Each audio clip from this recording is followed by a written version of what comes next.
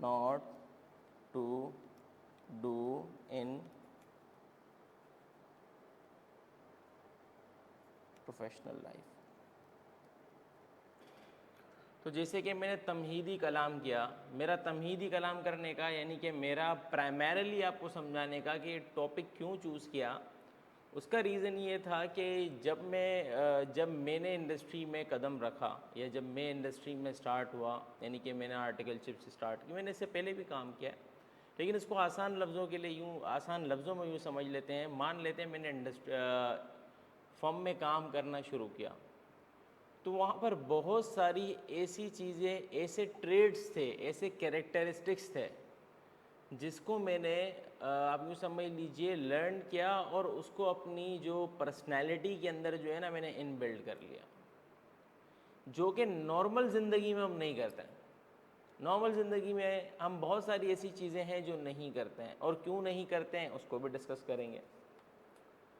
अब इसकी मैं एक छोटी सी एग्जांपल दूँ, छोटी सी एग्जांपल है जिसमें हम कहते हैं अपना क्या कहते हैं, मिस्टेक्स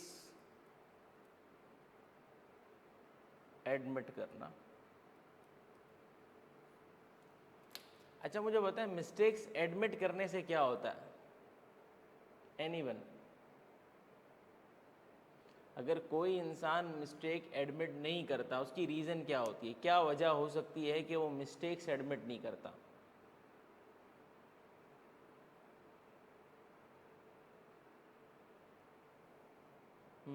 करेक्ट करते हैं एडमिट करने से इन्हें, ठीक है, लेकिन मेरा सवाल ये है, मैं इसको फिर से प्लेस करता हूँ।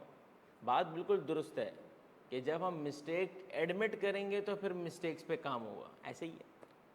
लेकिन मेरा सवाल ये है कि जनरली लोग मिस्टेक्स को एडमिट नहीं करते, वो चाहते हैं कि उसका जो बेसिकली जो उसका वज़न है, उसका भार है, किसी और पर शिफ्ट हो जाए और वो इस पतली गली से निकल जाए। तो वो क्या रीज़न होती है, इसके पीछे क्या साइकोलॉजिकल बैरियर है, क्या रीज़न है?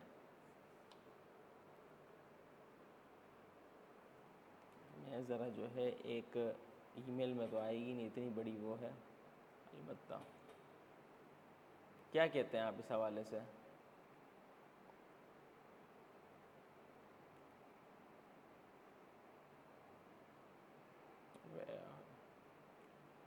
आज सारे ही नेटवर्क के मसले मेरे साथ ही हो रहे हैं। बहरहाल मैं इस पर क्या कह सकता हूँ, मैं यही कह सकता हूँ कि बस मैं कोशिश कर रहा हूँ कि किसी तरीके से ये काम बन जाए मेरा। लेकिन बहरहाल सर, ख़ुद को बचाने के लिए exactly people don't want to get in trouble, ठीक है, मेंटली एग्जॉस्टेड फील ना करें, ठीक है।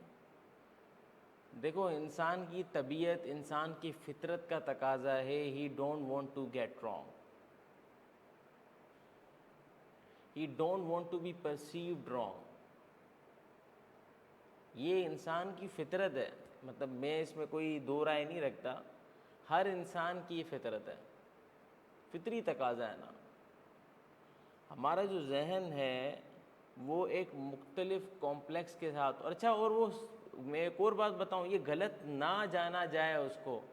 वो क्यों ये समझता है? क्योंकि वो समझता है कि अगर वो उसको लोग समझेंगे कि वो गलत करता है, ठीक है, तो अपेरेंटली ये हो गया ना, काम बेहतरीन हो गया, काम बड़ा ज़बरदस्त हो गया, बस मेरा काम हो गया, अभी हम इंशाल्लाह प्रेजेंटेशन पे ही। रात को असल में 6 बजे तो मैंने वो याद आया था, सुबह 6 बजे बैठ के मैंने बनाई है, बना तो ली थी प्रेजेंटेशन, लेकिन रात को काम इतने पड़ गए कि मेरे को याद नहीं रहा कि मैं अपने पीसी से इसको भेज दूँ।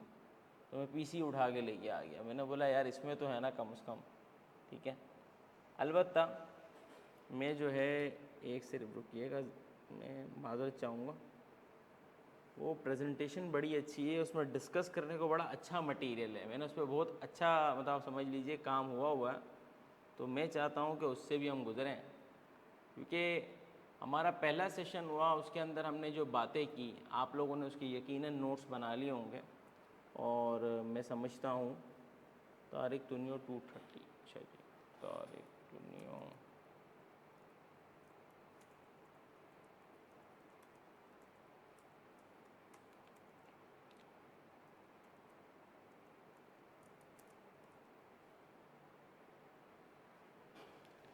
अच्छा जी। अच्छा देखिए, जैसे कि अभी मैंने कहा आपको कि हम क्या करते हैं बेसिकली, हम मिस्टेक्स एडमिट नहीं करते। इसके पीछे रीज़न क्या है? इसके पीछे ये है कि हम एग्जॉस्ट नहीं होना चाहते हैं। और आज जैसा कि आपने कहा, यस, हम खुद को जो है बेसिकली सेफ़ रखना चाहते हैं।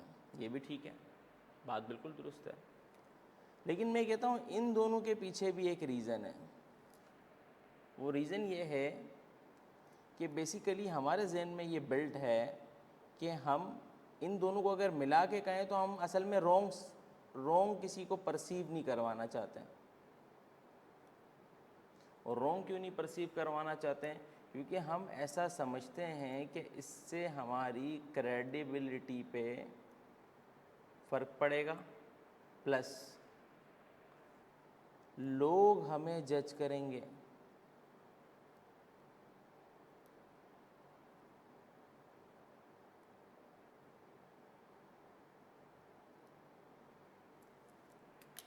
क्या ये मेरा जो एनालिसिस है गलत है या सही है? मुझे इस पर बताएं, क्या कहते हैं इस सिलसिले में आप? चलो, मेरी प्रेजेंटेशन भी आ गई। ये बड़े काम की चीज़ें होती हैं भाई। Tools are more important than the, हाँ जी सर, सही है, ऑब्वियसली, बिल्कुल सही। हाँ नहीं, आप इस हवाले से क्या कहते हैं भाई, मेरे प्यारे भाई, आप क्या कहते हैं?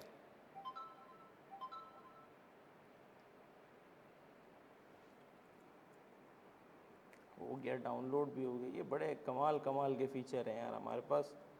यकीन माने, आज मैं कंप्यूटर को देखता हूँ तो कभी कभी मैं सोचता हूँ, एक ज़माना ऐसा था मैं ये अज्यूम भी नहीं कर सकता था कि कंप्यूटर ऐसी ऐसी चीज़ें कर सकता है। उस वक्त हमारा जहन ही नहीं था उस तरफ। आज मैं रिपीट करेगा, अच्छा अच्छा अच्छा, रिपीट करूँ, अच्छा अच्छा। देखिए मेरा, सर हम शर्मिंदा नहीं होना चाहते किसी एक के सामने एग्जैक्टली। देखिए मेरा मुद्दा ये था कि आज हमारी जो पूरी जो किस्सा एक कहानी है, उसका नाम है what not to do in professional life, right?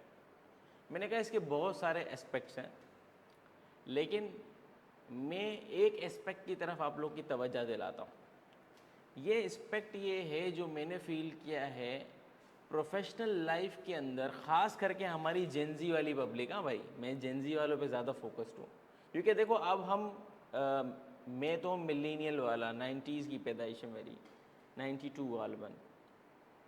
तो मेरे लिए तो एक अलग ही पर्सपेक्टिव है। हम तो बिल्कुल दरमियाने में से हैं ना। एक वो लोग थे जिन्होंने टेक्नोलॉजी बिल्कुल आखिरी उम्र में देखी, एक वो लोग हैं जिन्होंने टेक्नोलॉजी पैदा होते ही देखी या अपने बचपन में देख ली। हम वो है जिसने पक्की उम्र में टेक्नोलॉजी देखी है, 18 साल की उम्र में पक्की वाली टेक्नोलॉजी देखी है, तकरीबन 16-17 साल की उम्र में। अब मेरा सवाल ये है कि हमारे लिए तो ये मिस्टेक एडमिट वाला एलिमेंट है, एप्लीकेबल यकीनन है, लेकिन जेन जी के लिए ज़्यादा है। अब ये मिस्टेक्स एडमिट क्या होता है कि आप काम कर रहे हैं, प्रोफेशनल लाइफ में मिस्टेक्स होती हैं। Mistakes is a part and process of thoughts and things. और बसा औकात ये मिस्टेक्स बड़ी महंगी पड़ती हैं, मैं ये भी आपको बता दूँ, बहुत महंगी पड़ती हैं। मेरा सवाल ये है कि जब आप मिस्टेक्स एडमिट करते हैं तो उससे क्या होता है? आप लोग मिस्टेक्स एडमिट क्यों नहीं करते हैं? मिस्टेक्स एडमिट नहीं करते ना। मिस्टेक्स एडमिट कर ले तो टेंशन ही ख़त्म हो जाए, लेकिन लोग मिस्टेक्स एडमिट नहीं करते। क्यों नहीं करते? वो इसीलिए नहीं करते कि लोग, जो हमारे एक और हमारे भाई ने ये बताया कि एग्जॉस्ट हो जाते हैं, या वो लोग सेव रहना चाहते हैं, वो नहीं चाहते कि उन लोगों को जज किया जाए, ठीक है? और उन लोगों को जज करने से असल वजह जज करना है, असल वजह ना परसिवरेंस है ना सेव होना है। ये तो उसका इफ़ेक्ट है। और देन आखिरी उसका जो आउटकम है वो ये है कि आप मिस्टेक जो है एडमिट नहीं करते हैं। तो आप क्या इस बारे में राय रखते हैं आनी? कोई भी लाइफ में, मतलब ये ज़रूरी नहीं है प्रोफेशनल लाइफ में भी, पर्सनल लाइफ में भी ऐसा होता है।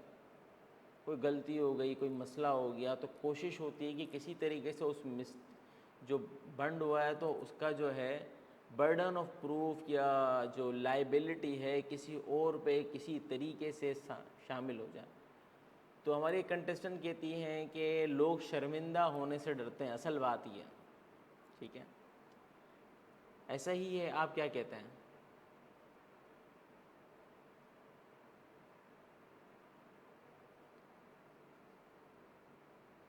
चले, ग़ालिबन उनका शायद इंटरनेट स्लो चल रहा है, कोई इशू नहीं है। हम एक काम करते हैं, हम हमारी जो आज की नशिस्त में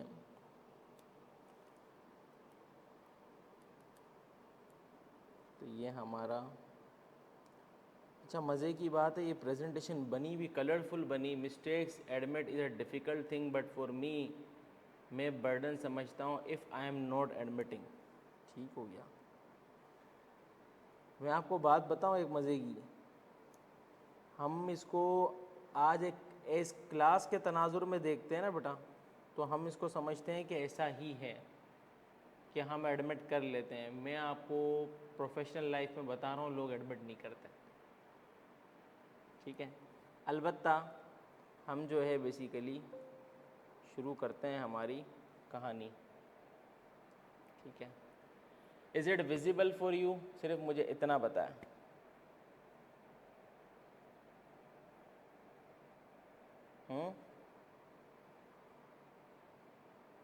विजिबल है आप लोगों के लिए? यस।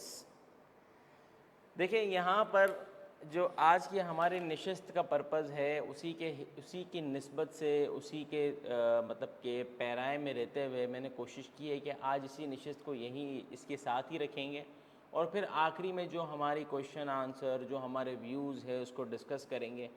मेरी खालिसतन ये सैटरडे स्पॉटलाइट का जो मकसद है वो ये है कि आप लोगों की प्रोफेशनल ग्रूमिंग हो, आप लोगों के इश्यूज़ जो आप लोग रियल लाइफ में फ़ेस कर रहे हैं अलोंग विद योर स्टडीज़, उसको आप लोगों ने टेक कोप अप करना है। ठीक है, इसके अलावा अगर आप मिड ईयर में हैं, यानी कि आप लोग पढ़ भी रहे हैं लेकिन आप लोग जॉब कर रहे हैं, और आप लोग क्राइसिस में हैं कि what to do what not to do, यहाँ फंस गए हैं, उसके हवाले से राय देना है। इंडस्ट्री के बारे में डिस्कस करना है कि क्यों कुछ इंडस्ट्रीज़ स्पेशलाइज्ड लोगों को प्रोड्यूस करती है, और वो क्यों वो स्पेशलाइज्ड लोग कहीं और काम करने के जो है केपेबल बसा औकात नहीं रहते विद रिस्पेक्ट टू अगर उस इंडस्ट्री को कंपेयर किया जाए तो क्या रीज़न्स होते हैं। तो आपको मुख्तलिफ़ चीज़ें, और इसी तरीके से आपके पास जो है वर्किंग इन पाकिस्तान और वर्किंग अब्रॉड, ठीक है, इस तरीके की चीज़ें और भी बहुत सारी चीज़ें हैं, कहने को बहुत कुछ है। तो हम इन्हीं चीज़ों के ऊपर हमने फोकस कराना है। तो वक्तन फ़वक्तन मैं टॉपिक्स कोशिश करता हूँ कि टॉपिक्स यूनिक हो, आप लोगों के लिए आसानी हो और चीज़ें चलती रहें। तो अगर आपका कोई और भी सजेशन हो तो यू मे आस्क कि सर ये यूँ भी हो सकता है, अगर आप ये वाला टॉपिक छेड़ दें, आई एम टोटली मतलब के इन इट। ठीक है, टेंशन की बात नहीं है। अलबत्ता शुरू करते हैं। तो सबसे पहले देखें, what not to do in your professional life है ना, असल में है गाइड फॉर करियर सक्सेस। ठीक है, ये वो नहीं है कि मैं जो है अपना क्या नाम है कोई पर्सनैलिटी ट्रेड्स पढ़ाने बैठा हुआ हूँ या पर्सनैलिटी चीज़ों को पढ़ाने बैठा हुआ हूँ।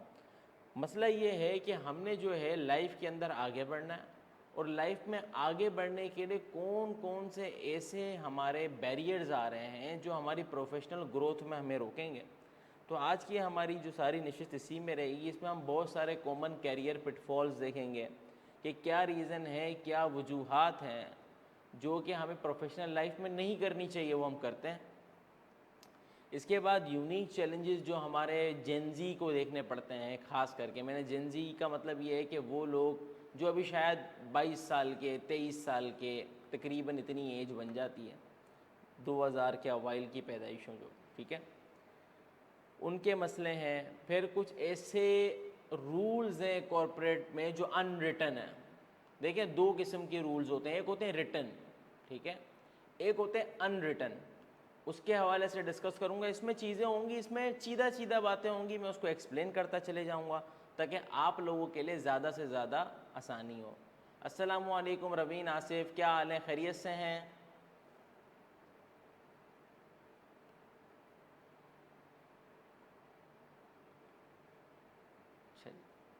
अच्छा जी, निशिस्त का मकसद आप लोगों को पता है, माशाल्लाह आप लोग आते हैं, ये भी आप लोग का एक मतलब अच्छी बात है। हमने तो भाई गिरते पड़ते लोगों से मदद मांगते हुए गुजारी है शुरू में, ठीक है। अपनी लाइफ के अंदर बड़े मतलब मैं आपको बताऊं, मेंबर होने के बाद, आईकेप का मेंबर होने के बाद भी हम मेंटरशिप ले लेते हैं। भाई घबराना नहीं है, life is a learning process, ठीक है। आज भी कहीं ऐसा होता है, किसी मीटिंग्स में जाते हैं तो मैं स्ट्रेट अवे लोगों को कहता हूँ कि यार मैं आपसे भी सीखता हूँ, मैं स्ट्रेट अवे कहता हूँ। ये एक एलिमेंट है, ये जिस दिन आपके अंदर आ जाएगा आप सीखते रहेंगे। तो आप लोगों की भी कोशिश कर रहा हूँ कि जो थोड़ा बहुत इस नाचीज़ ने थोड़ा बहुत सीखा है वो आपसे शेयर करता रहे, क्योंकि आप लोग उस वक्त तक जब पहुँचेंगे तो तब तक आप लोगों के लिए चीज़ें डिफरेंट होंगी। ठीक है, हो सकता है आप लोग जैसे उस मसले में पहुँचे आप लोगों को पहले से सोल्यूशन पता हो, लेकिन बहरहाल ही चलते रहेंगे। तो हमारी आज की नशिश का मकसद वही है, not to do in professional life. तो हम इस पर शुरू करते हैं। बिस्मिल्लाहिर्रहमानिर्रहीम। सबसे पहला हमारा जो कॉमन कैरियर पिटफॉल है, yes, always use to ask everyone I meet about their experience in life. Exactly बेटा, रीज़न यही है। एक्सपीरियंस एक ऐसी चीज़ है, मैं इस बात को, मैं जब एक वक्त में मैं भी था ना आप लोग की तरह स्टूडेंट, में यही कहता था यार एक्सपीरियंस ओवर शेडो हो जाता होगा। लेकिन मैं जब इस पेज से गुजरा ना, मैं एक बात समझ गया, आप एक्सपीरियंस को सिर्फ उससे गुजर के ही ले सकते हैं, या फिर दूसरों का एक्सपीरियंस सुन के जो उनसे गलतियां हुई या जो उन्होंने फेस किया, आप उससे प्रीएम्प्टिव स्ट्रेटेजी तो बना सकते हैं। इसके अलावा कोई हल नहीं है भाई। आप ये समझते हैं आपने बहुत अच्छा पढ़ा, बहुत अच्छा आप लोग को IFRS आते हैं, बहुत अच्छा ऑडिट आता है, बहुत अच्छा लॉ आता होगा। You might be more expert in audit than me, you might be more expert in law than me, you might be more expert in finance than me, but the thing is कि how to present this, how to admit this, how to get experience of it, I have more experience with respect to that. मैं जाता हूँ, अगर मुझे कोई problem नज़र आएगा, हो सकता है मेरे पास उस वक्त सोल्यूशन ना हो, लेकिन मुझे ये ज़रूर पता होगा कि इसका सोल्यूशन कहाँ से आएगा। ठीक है, तो ये चीज़ें जो है आप लोगों को एक्सपीरियंस से आहिस्ता आहिस्ता आती हैं। और बसा होगा, आप यकीन माने बड़े बड़े प्रॉब्लम्स का इतना छोटा सोल्यूशन होता है, आप हैरान हो जाएंगे, हाँ यार यूँ कर ले तो मसला हल हो जाएगा। लेकिन बहरहाल, तो हमारे कॉमन कैरियर पिटफॉल्स क्या हैं जिसको हमें अवॉइड करने की ज़रूरत है? वो कौन सी कॉमन चीज़ें हैं जिसके लिए हमें काम करने की ज़रूरत है? आज ही से काम करना है भाई, कल नहीं इंतज़ार करना हमने। सबसे पहली चीज़ है poor communication skill. Poor communication, अच्छा इसका मतलब अंग्रेज़ी नहीं है। मैं बार बार इस चीज़ पे लोगों को मुतवज्जा करवाता हूँ कि देखें, आप जिस रीजन में काम करते हैं ना, उस रीजन की लैंग्वेज भी अगर आपको उस पर उबूर है, काफ़ी है। Language is just a medium, but fortunately unfortunately you should have a command over English. और इतनी आनी चाहिए कि सामने वाला आपका मैसेज समझ जाए, आपको सामने वाले का मैसेज आ जाए, बस काफ़ी है भाई। लिखने वाली अंग्रेज़ी तो आ ही जाती है, इतनी फॉर्मल राइटिंग करते हो, ईमेल, फलाना, letter, BR, corporate resolution, general meeting के नोटिस, इतनी चीज़ें करते हैं कि आ ही जाती है। लेकिन अदर देन दैट आपको अंग्रेज़ी इतनी ही आनी चाहिए। सर हाँ, कई बार आप अपनी बात ही नहीं बोल पाते कि बताने के बावजूद। एग्जैक्टली, कम्युनिकेशन इज़ द की।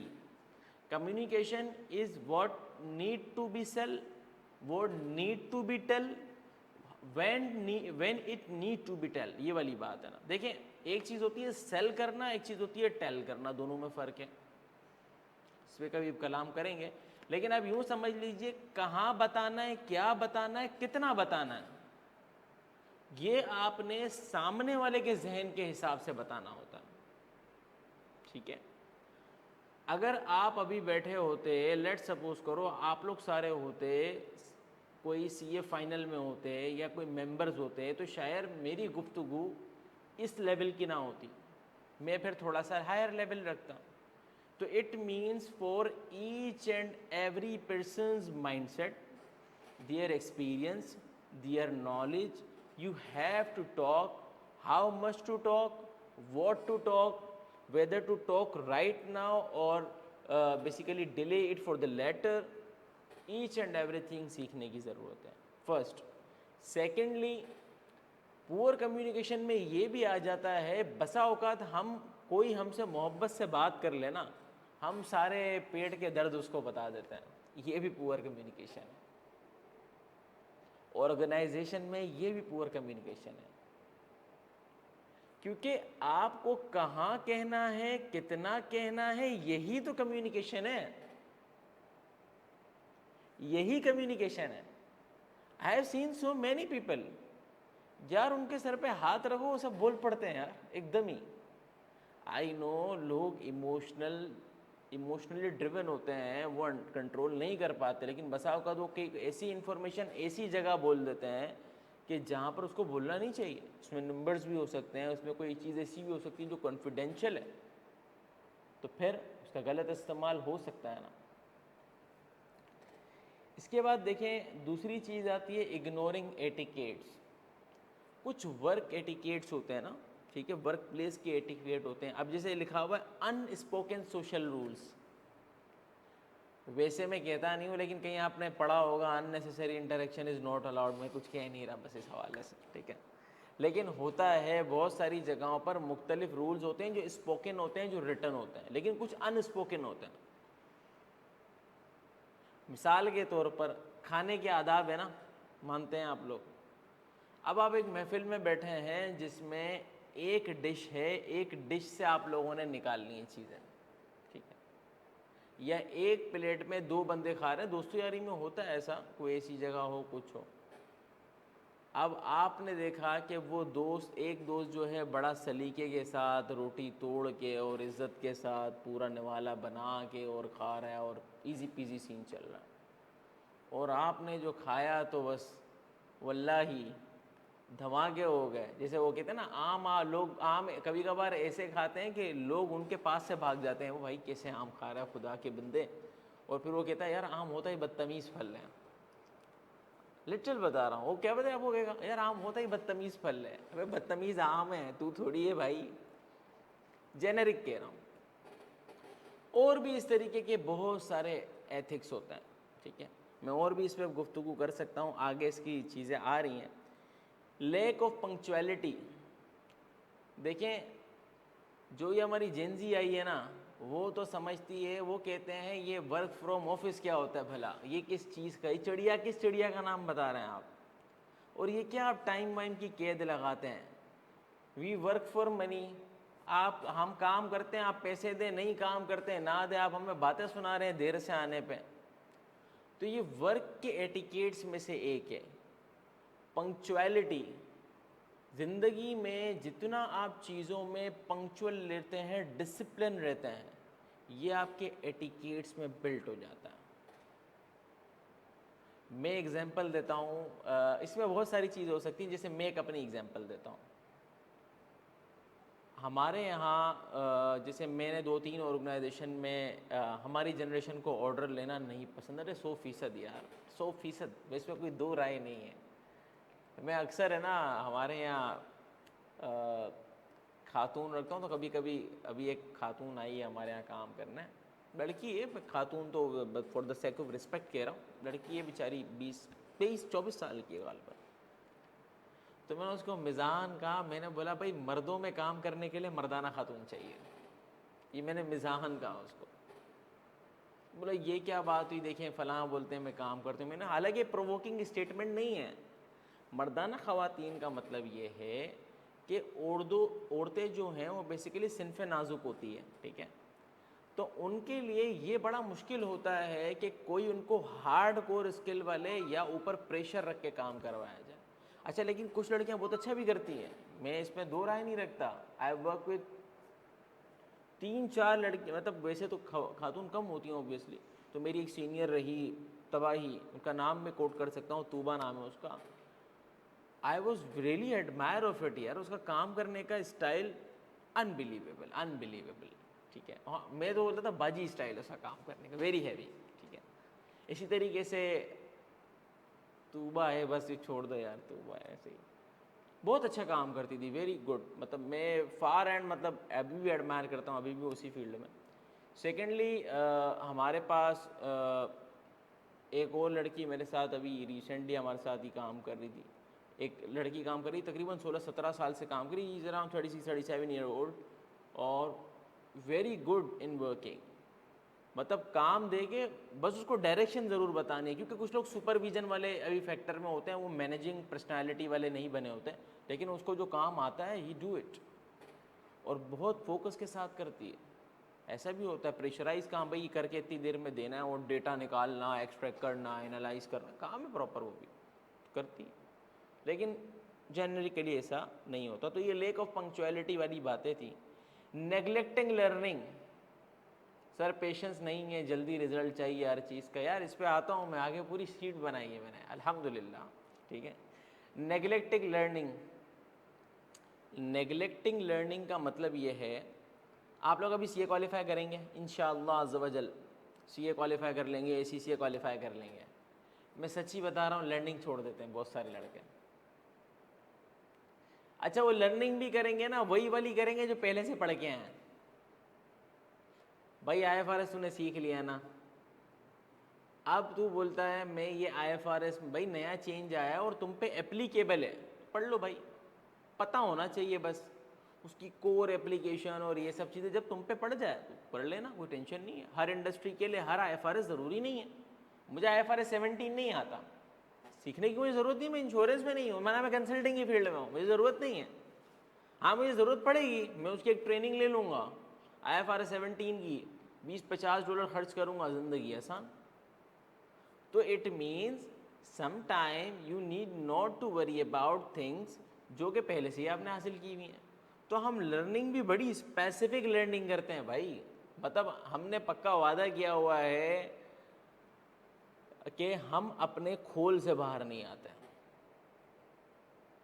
दूसरी चीज़, मेरे हल्के अहबाब में ज़्यादा दूर की बात नहीं करता, 5-6-7 चार्ट अकाउंटेंट्स को तुम्हें जानता हूँ, 6-7 वो हैं जिनसे रेगुलर ये इरेगुलर मीटिंग्स होती रहती हैं। उनको पूछा भाई आप बुक्स पढ़ते हो, बोलता है नहीं। अच्छा भाई बुक्स पढ़ते नहीं हो, चलो टाइम नहीं होता आपके पास। आजकल तो बड़ा तेज़ ज़माना आ गया, ऑडियो बुक्स मिल जाती हैं। ऑडियो बुक्स के बारे में आइडिया है किसी को? ऑडियो बुक्स किसको कहते हैं? एनीवन? यस। देखो ऑडियो बुक्स की समरीज भी मिल जाती है, बहुत सारी ऐप तो उसमें काफ़ी बुक्स जो अच्छी बुक्स हैं फ्री भी होती हैं और आप सब्सक्राइब भी कर सकते हैं, 200-300-500 हज़ार रुपये सालाना, कोई it's not a big deal. इतने का पिज़्ज़ा खा जाते हैं आप यार, ठीक है। सर ऐप पे अवेलेबल होती हैं, एग्जैक्टली। जैसे एक ऐप है मुझे बहुत अच्छी लगती है, उसका नाम है GIGL, great ideas great life, बहुत अच्छी ऐप है। मैं खुद भी कभी कभी गाड़ी में आता जाता हूँ तो मैं बोलता हूँ इस फरागत वाले टाइम में क्या करूँ। ये फारिग टाइम है ना, गाड़ी चला रहे हैं आप, अगर फरागत है ना, आपके सिर्फ हाथ चल रहे हैं और आंखें चल रही हैं ना, एग्जैक्टली। जहन आपका यूज टू होता है, सबकॉन्शियस होता है, तो वहाँ पर कुछ कुछ गुजारते रहो कान से। googlesbook.com पर भी एग्जैक्टली वो क्या है, हिंदी में समरी मिल जाती है, बसा औकात हिंदी में समरी मिल जाती है, उर्दू में समरी मिल जाती है, और आप भी काम कर सकते हैं इसके ऊपर, काफ़ी काम है। उर्दू में तो बहुत काम पड़ा हुआ, लेकिन बहरहाल तो वो भी नहीं करते, ठीक है। अच्छा भाई आप ये नहीं करते तो आप कोई हार्डकोर स्किल सीख रहे हैं, यार टाइम नहीं मिलता। तू बता मैं इतने बजे आता हूँ, इतने बजे जाता हूँ, कैसे करूँ यार, मेरा तो दिमाग फट गया है, मैं क्या करूँ, कैसे करूँ। अच्छा मैं भी उन्हीं के साथ हूँ, उन्हीं के साथ बिज़ी रहता हूँ, उन्हीं जितना ही मेरा वर्कलोड है, सब कुछ है, लेकिन मैं भी मतलब आपके सामने बैठा हुआ अभी यहाँ, टाइम तो किसी के पास भी नहीं होता भाई। मैंने तो नहीं देखा, time is the most precious commodity, जिसको ट्रेड करना चाहें तो। अगर ये ट्रेड हो सकता है तो टाइम से ज़्यादा प्रीशियस कमोडिटी कोई नहीं थी। यानी मैं अगर टाइम बेच सकता है, यानी आपके टाइम बढ़ा सकता, दिन के 24 में से 26 ले लेता, आप मेरे पर किसी भी कीमत पर ख़रीदने को तैयार हो जाते, ऐसा मुमकिन नहीं है अलबत्ता। तो देखें बहुत सारे ऐसे एलिमेंट हैं कि हम लर्निंग नहीं करते, और लर्निंग करते भी हैं तो बहुत सिलेक्टिव लर्निंग करके अपने आप को एक डब्बे में बंद करते हैं। ये नहीं करना है आपको, ये जितने मैंने एलिमेंट बताया ना आपको, ये नहीं करने हैं। आपने इग्नोर नहीं करना है एटिकेट को, आपने कम्युनिकेशन पुअर नहीं रखनी है, आपने पंक्चुअलिटी को लैक नहीं करना, आपने नेगलेक्टिंग नहीं करनी है लर्निंग को। मज़ीद बढ़ते हैं इसकी तफसीलात पे। अब आते हैं जेन जी के स्पेसिफिक चैलेंजेस। हाँ जेन जी वाले भाइयों, स्पेसिफिक चैलेंजेस की बात करते हैं।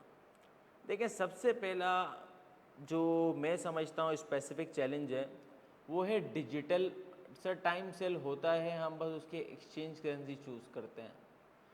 या देखो असल में आप अपना टाइम चूज, जो 24 घंटे है ना, उस 24 घंटे को ट्रेड करते हो। मैं कह रहा हूँ अगर आप टाइम बढ़ाना चाहें, यानी टाइम कमोडिटी बन जाए, आप बोलो मैं 24 नहीं, मेरे पास कहीं से मैं 2 घंटे अरेंज करके 26 कर लूँ और वो मुझे 1000 रुपये पर घंटा मिल जाए और मैं उसको 5000 रुपये पर घंटे के हिसाब से अपना टाइम बना के बेच दूँ, ये पॉसिबल नहीं है। मेरा कहने का मकसद ये था, ठीक है। इसको मैं कह रहा था कमोडिटी में एक्सचेंज नहीं होता वो, ठीक है। हम अपना टाइम बेचते हैं जो कि हमारे साथ एसोसिएटेड है, लिंक्ड है। हम अपने उस टाइम की कैपेसिटी, कोई नहीं हमारी कैपेसिटी है, इसको बढ़ा नहीं सकते किसी तरीके से भी। अलबत्ता सबसे पहले देखें, जेनजी का एक मसला ये है कि वो वर्चुअल कम्युनिकेशन को प्रेफर करते हैं। मैं आपको एक जेनेरिक बात बताता हूँ। आज मैं आपके सामने बैठा हूँ, आप लोग लाइव सुन रहे हैं, ठीक है। दो ये वर्चुअल है, लेकिन मैं फेस टू फेस आपके सामने हूँ। और यही लेक्चर अपलोड हो जाएगा जो भी हमारे चैनल पे या जो भी मीडियम ऑफ कम्युनिकेशन पे हो जाएगा।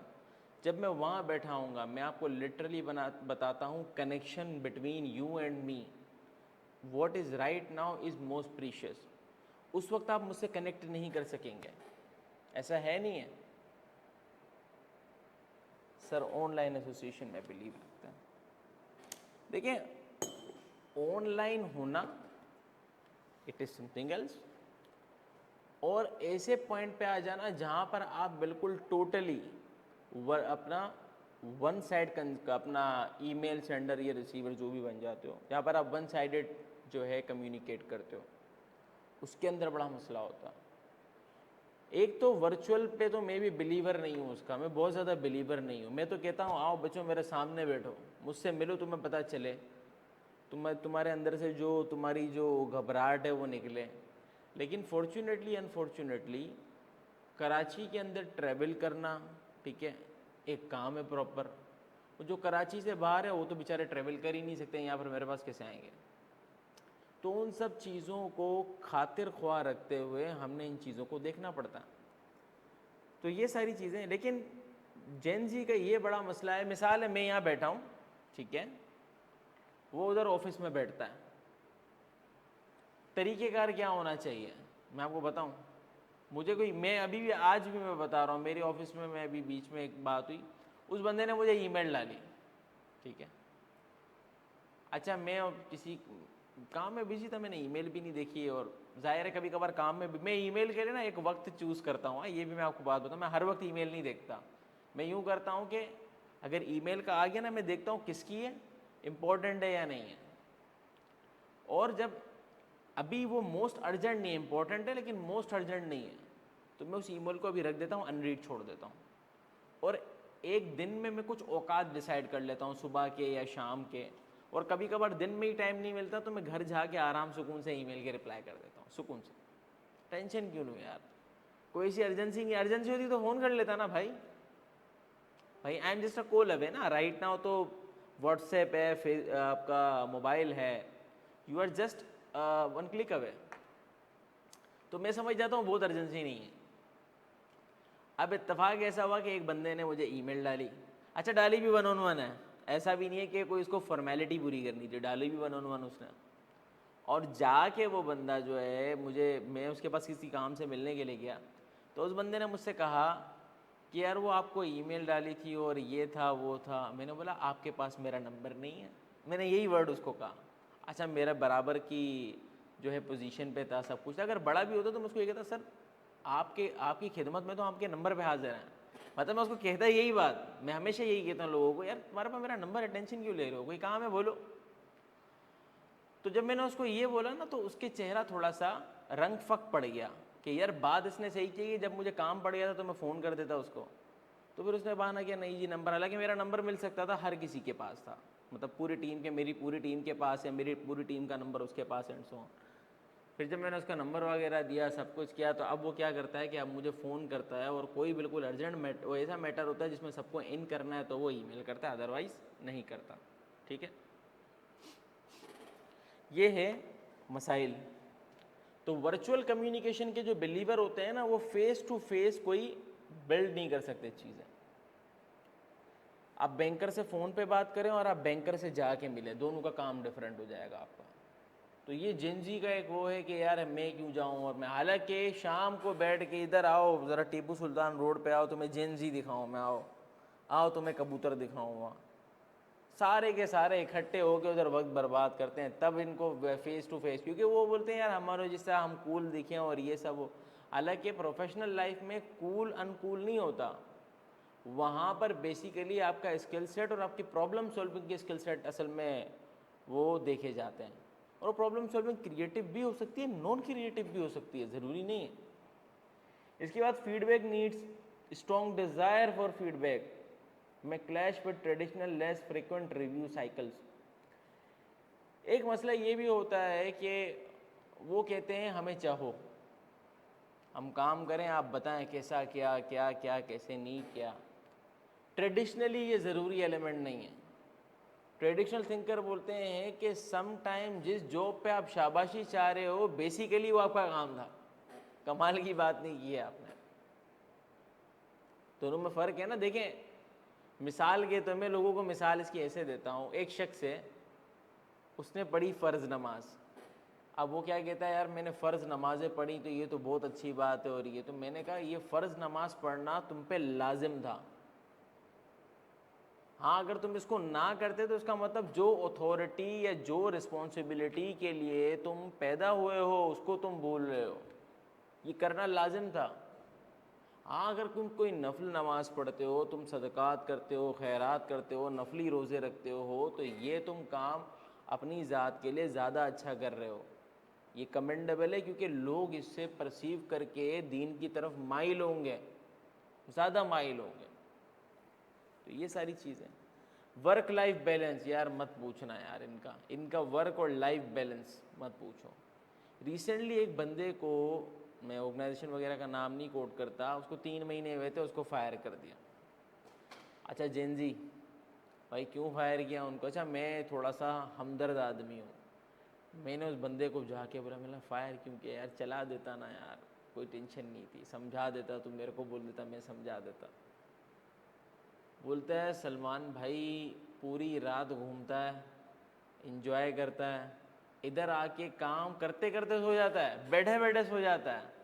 और बोला हुआ ये है कि हमारे अल्टीमेट बॉसेस ने भी इसको ये सोते हुए देख लिया है। तो अब जाहिर सी बात है, ये प्रोबेशन पीरियड पे है, कंफर्मेशन करने का मतलब ये है हम अपने गले में घंटी बांध लें। इसके अलावा वर्क लाइफ बैलेंस में मैंने एक और चीज़ देखी है, नॉर्मली ऐसा होता है कि जो लोग अबव एंड बियॉन्ड जाना चाहते हैं, अबव एंड बियॉन्ड यानी कि वो नई मतलब टाइम को रिस्ट्रिक्ट नहीं करते और वो सीखने के अमल के लिए टाइम से आगे भी काम करने को तैयार हैं, तो मैंने देखा है कि उन लोगों का माइंडसेट अलग होता है।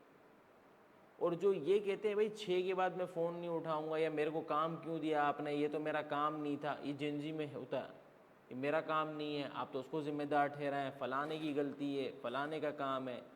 तो वहाँ पर भी एक बड़ा मतलब कि रिजिड किस्म का मसला क्रिएट होता है। इसके बाद ओवर शेयरिंग, जैसे कि मैंने आपको बताया, जो बातें नहीं करनी चाहिए ना वो कर देते हैं। यार हर चीज़ शेयर करने की नहीं होती है भाई। अभी रिसेंटली एक एंटिटी का मैंने सुना, बड़ा अच्छा किस्सा था, मेरी हंसी निकल गई, हंसने का मुकाम था वो, जेनजी का किस्सा है भाई। हुआ ये कि एक शख्स था, उसके पास जो है बिजनेस अकाउंट था इंस्टा का परफॉर्मेंस मार्केटिंग के लिए। Do you know what is performance marketing?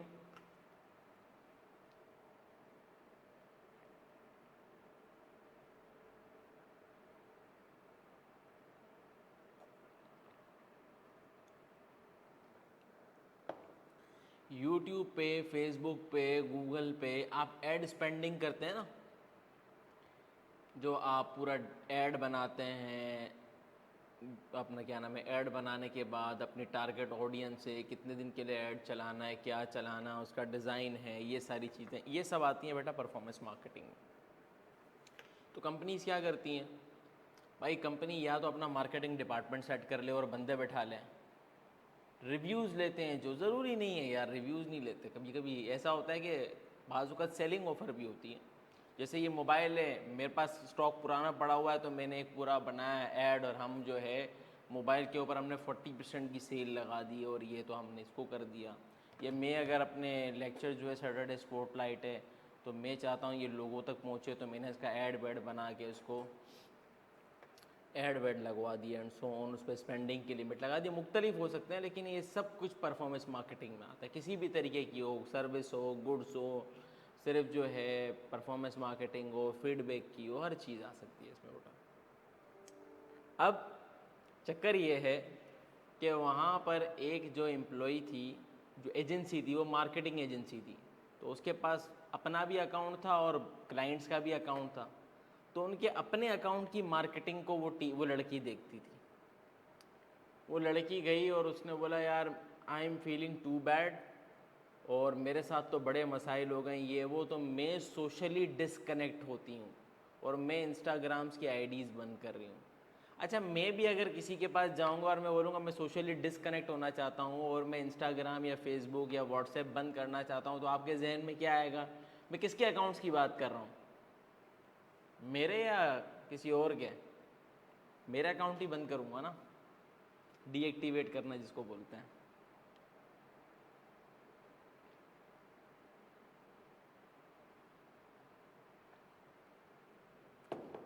अब सुने, उस खातून के पास कंपनी का इंस्टाग्राम का भी बिजनेस अकाउंट था। वो बेचारी इतनी गवरी थी, और वो मोबाइल वगैरह से ही और कंप्यूटर वगैरह से ही ऑपरेट हो रहा होता है, तो वो शायद दो विंडोज़ ओपन रखती होगी। क्या किया गलती से, वह क्या हुआ, उसने अपना भी अकाउंट डीएक्टिवेट कर दिया और कंपनी का भी मेन अकाउंट डीएक्टिवेट कर दिया। सुभान अल्लाह, समझ रहे हैं आप? कंपनी का भी मेन अकाउंट डीएक्टिवेट कर दिया। वो तो कोई एक्सेस करने गया और किसी ने देखा, बोले यार हमारा पेज ही नहीं आ रहा। वो तो लिंक विंक बने हुए, तो उस पर गया तो लिंक ब्रोकन। चक्कर क्या है, वो फिर उनके कान खड़े हुए और फिर उन्होंने इंस्टाग्राम वालों को कांटेक्ट किया और बताया कि ये गलती से हो गया, ये इवेंट था, यूं था, फलाना था, धमाका था। अब आप मुझे बताएं क्या क्या होता है इस लाइफ में ना। तो बहरहाल देखिए, ओवर शेयरिंग ये भी एक चीज़ है। डिस्कम्फर्ट इसी के बताया है कि पर्सनल इश्यूज़ को ओवर शेयर कर देते हैं लोग। पर्सनल इश्यूज़ को ओवर शेयर, मेरा फ़लाने के साथ मसला चल रहा है, फ़लानी लड़की जो है मुझसे जलती है, फ़लाने के साथ जो ये इशू हुआ था ना उसके अंदर ये हुआ था। अबे भाई, हर चीज़ बताने की नहीं है, घर के किस्से नहीं सुनाने होता है। तो ये भी एक इशू चलता है। अब बात कर लेते हैं एटिकेट्स की। एटिकेट्स क्या होता है? देखिए, एटिकेट्स में हर चीज़ आ सकती है जो आपके आदाब व अतवार में होती है। यानी उठने के आदाब हैं, बैठने के आदाब हैं, कपड़े पहनने के आदाब हैं, बोल चाल के आदाब हैं, ठीक है। इस तरीके से किस बड़ों छोटों की इज़्ज़त व तौक़ीर के आदाब हैं। हर चीज़ के एक आदाब होते हैं जो आपका इस्लाम सबसे अच्छे आदाब सिखाता है ना। इस्लाम से अच्छा आदाब कौन सिखाता है भला, ठीक है। तो लोगों को जब हम बैठे होते हैं, कहीं पर बात कर रहे होते हैं, कहीं देख रहे होते हैं, तो देखें आपकी पर्सनैलिटी है ना, फुल जज होती है, फुल जज होती है। आप चाहे माने या ना माने, मैं जज नहीं कर रहा हूँ, लेकिन मैं कहीं ना कहीं आपके बारे में जहन में एक खाका तैयार कर लूँगा। ये मेरा एक फ़ेनोमेना है, नेचुरल फ़ेनोमेना है। तो देखिए, इसके अंदर जो सबसे पहली चीज़ जो प्रोफेशनल एटिकेट्स में, चीज़ें तो बहुत सारी हैं, चार को ये हाईलाइट किया है। तो सबसे पहली चीज़ है सर, कुछ जवाब हिजाब वगैरह के प्रोफेशन में इजाज़त नहीं होती। यार वो निखट्टू लोग हैं यार। अच्छा, बसा औकात ऐसा होता है कि कुछ जॉब का तकाजा होता है, बसा औकात ऐसा होता है, हमेशा नहीं। देखिए, एक होता है, मैं आपको एक जेनरिक कहता हूँ, एक हिजाब होता है जिसमें ख़वातीन जो है चेहरा नहीं ढांपती, चेहरा होता है ना वो नहीं ढांपती। बसा औकात कुछ रिस्क फैक्टर की वजह से कुछ जगहों पर चेहरा ढांपने की इजाज़त नहीं होती। बसा औकात लाजमी उनसर नहीं है। अच्छा, ख़वातीन वहाँ पर आती हैं कि यार ये क्या बात हुई, मुझे तो जीने नहीं दिया जा रहा, ये प्रो इस्लामिक है और ये अन इस्लामिक है। देखो मसला ये है कि इस्लामिक पॉइंट ऑफ व्यू से तो ख़वातीन को बिला ज़रूरत घर से निकलने की इजाज़त नहीं है, बिला ज़रूरत की ज़रूरत नहीं है, क्यों निकल रही हो। तो देखिए जहाँ पर जवाज़ है ना, तो वहाँ पर कहीं ना कहीं आपको मनूवर करना पड़ता है, ठीक है। और चेहरे का नकाब वगैरह करती हैं ख़वातीन, तो कुछ जॉब्स में बड़ा मसला होता है। लेकिन कुछ जगहों पर क्या है, ये एक जेनेरिक इशू है उधर की। जैसे मिसाल है, मैं एंग्रो का बताऊँ, एक ज़माने में एंग्रो में दाढ़ी नहीं रख सकते थे, एक ज़माने में की बात करो, अभी का मुझे नहीं पता, अभी मैंने सुना, अभी तो मैंने देखे हैं लोग चलते हैं। कुछ ऐसी और भी एंटिटीज़ थी। ये आपने कहा ना, आज सिर्फ वर्किंग वुमेन की ही रिस्पेक्ट है, वो इंडिपेंडेंट समझी जाती हैं। पता नहीं किसने ये आपको बात फैला दी। आप मुझे बताएं, राइट नाउ इस वक्त के तकाजे की बात कर रहा हूँ, क्या सच है ये? अपने आप से पूछें, या ये सिर्फ हमारी आंखों का धोखा है और हमें ये पिलाया जा रहा है कि वर्किंग वुमेन की रिस्पेक्ट है? ज़रा सोचिएगा इस बारे में। क्या ये वो है? ये जी सर सब कहते हैं, सब ही कहते हैं, ये आपको परसीव कर गया है, आपको परसीव करवाया गया है ना। सब ही कहते हैं कि working women, even qualified CA और फला। यार देखो, माशाल्लाह आपका नाम है हया फातिमा, माशाल्लाह।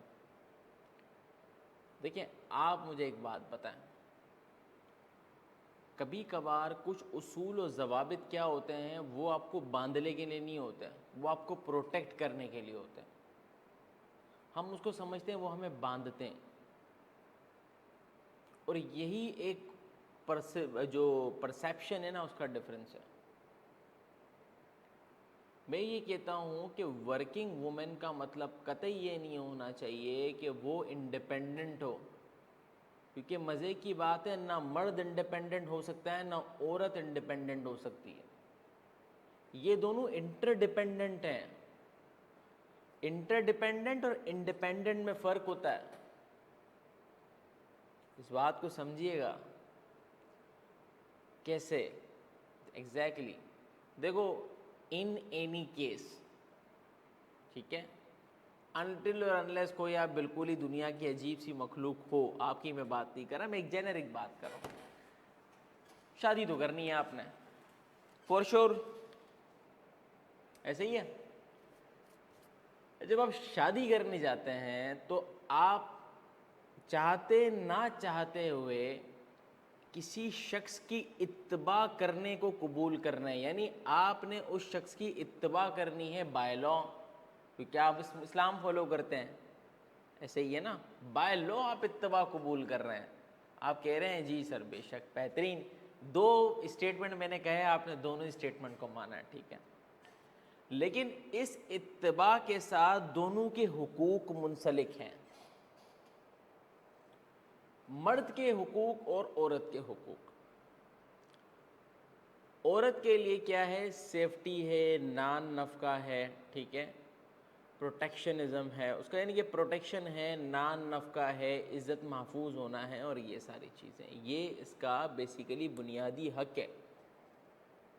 और ये प्रोवाइड करना किसके लिए ज़रूरी है?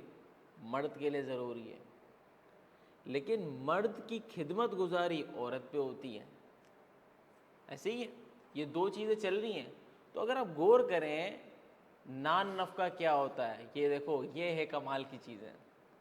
आपने इतनी बड़ा इंडिपेंडेंट कहा ना, मुझे कोई शक नहीं है, मैं आपकी बात की तायीद करूँगा, मैं मना नहीं करूँगा। लेकिन मैं ये कहूँगा कि पहले हमें जानना जानना चाहिए कि इंडिपेंडेंट क्या है, डिपेंडेंट क्या है और इंटरडिपेंडेंट क्या है। दैट इज़ वाई मैं इंटरडिपेंडेंट के टॉपिक को लाया। अलबत्ता यूँ समझ लीजिए, नान नफ़के का मतलब ये है आपका खर्च उस लेवल का जिस लेवल पे आप जीती थी। अगर आप गाड़ी बंगले वाली खातून थी तो गाड़ी बंगले वाला खर्च देना है, ठीक है, ये मिनिमम है। इससे ऊपर जा सकता है, कोठी लगा के दे दे, बड़ा घर दे दे, आप मैरान में सफ़र करती थी, आपको गैरेज दे दे, अगर अफोर्ड ना कर सकते हो मर्द, ये भी एक कहानी है। चलो बहरहाल इस पे का भी गुफ्तगू करेंगे, लेकिन आसान लफ्ज़ों में ये बताता हूँ, देखो फिर तो बैलेंस ख़राब होगा ना। माशरे का बैलेंस सही है और ये इस्लाम का बैलेंस है, मेरा नहीं है। इस्लाम में कॉन्सेप्ट है कुफू में शादी करने का। बहरहाल इसको आसान लफ्ज़ों में यूँ समझे कि अपेरेंटली कोशिश ये की जाती है कि जो लड़की का जो बेसिकली अभी करंट एग्जिस्टिंग स्टैंडर्ड है वो उसके बराबर में या उससे ऊपर वाले मर्द से शादी करे, यानी उसका स्टैंडर्ड थोड़ा हाई हो उससे कंपैरेटिवली, ठीक है, या बराबर हो। क्योंकि अगर ऐसा नहीं होगा और वो उससे थोड़ा सा नीचे होगा, ठीक है, तो वो उसके जो अभी की जो ज़िंदगी है वो उसको प्रोवाइड नहीं कर सकेगा। और वो अल्टीमेटली क्या होगा, उससे आप सोशली तौर पे भी सोचे तो क्या होगा, अल्टीमेटली जो है आगे जाके वो चीज़ें चल नहीं सकेगी। ये एक जेनेरिक बात है, इसको अपने ऊपर ना लीजिएगा, लेकिन मेरा मुद्दा ये है कि इंडिपेंडेंट होना इज़ समथिंग एल्स, ठीक है। और इसका मतलब ये हरगिज़ नहीं है कि आप अगर मर्द आपका नान नफ़का उठाता है किसी औरत का तो वो औरत इंडिपेंडेंट नहीं। मैं तो कहता हूँ हाउस वाइफ से ज़्यादा कोई इंडिपेंडेंट नहीं होती, ये मेरा तज्जिया है। और मेरी बेगम अक्सर बोलती है यार मैंने आपको गिफ्ट दिया, मैंने बोला तेरी हर खर्चे का रास्ता मेरी जेब पे ही आता है, क्योंकि मैं, लेकिन वो तेरी जेब और मेरी जेब में कोई ऐसा कोई फ़र्क नहीं है, मैं मिजाहन कहता हूँ उसको। तो ये एक जेनेरिक है।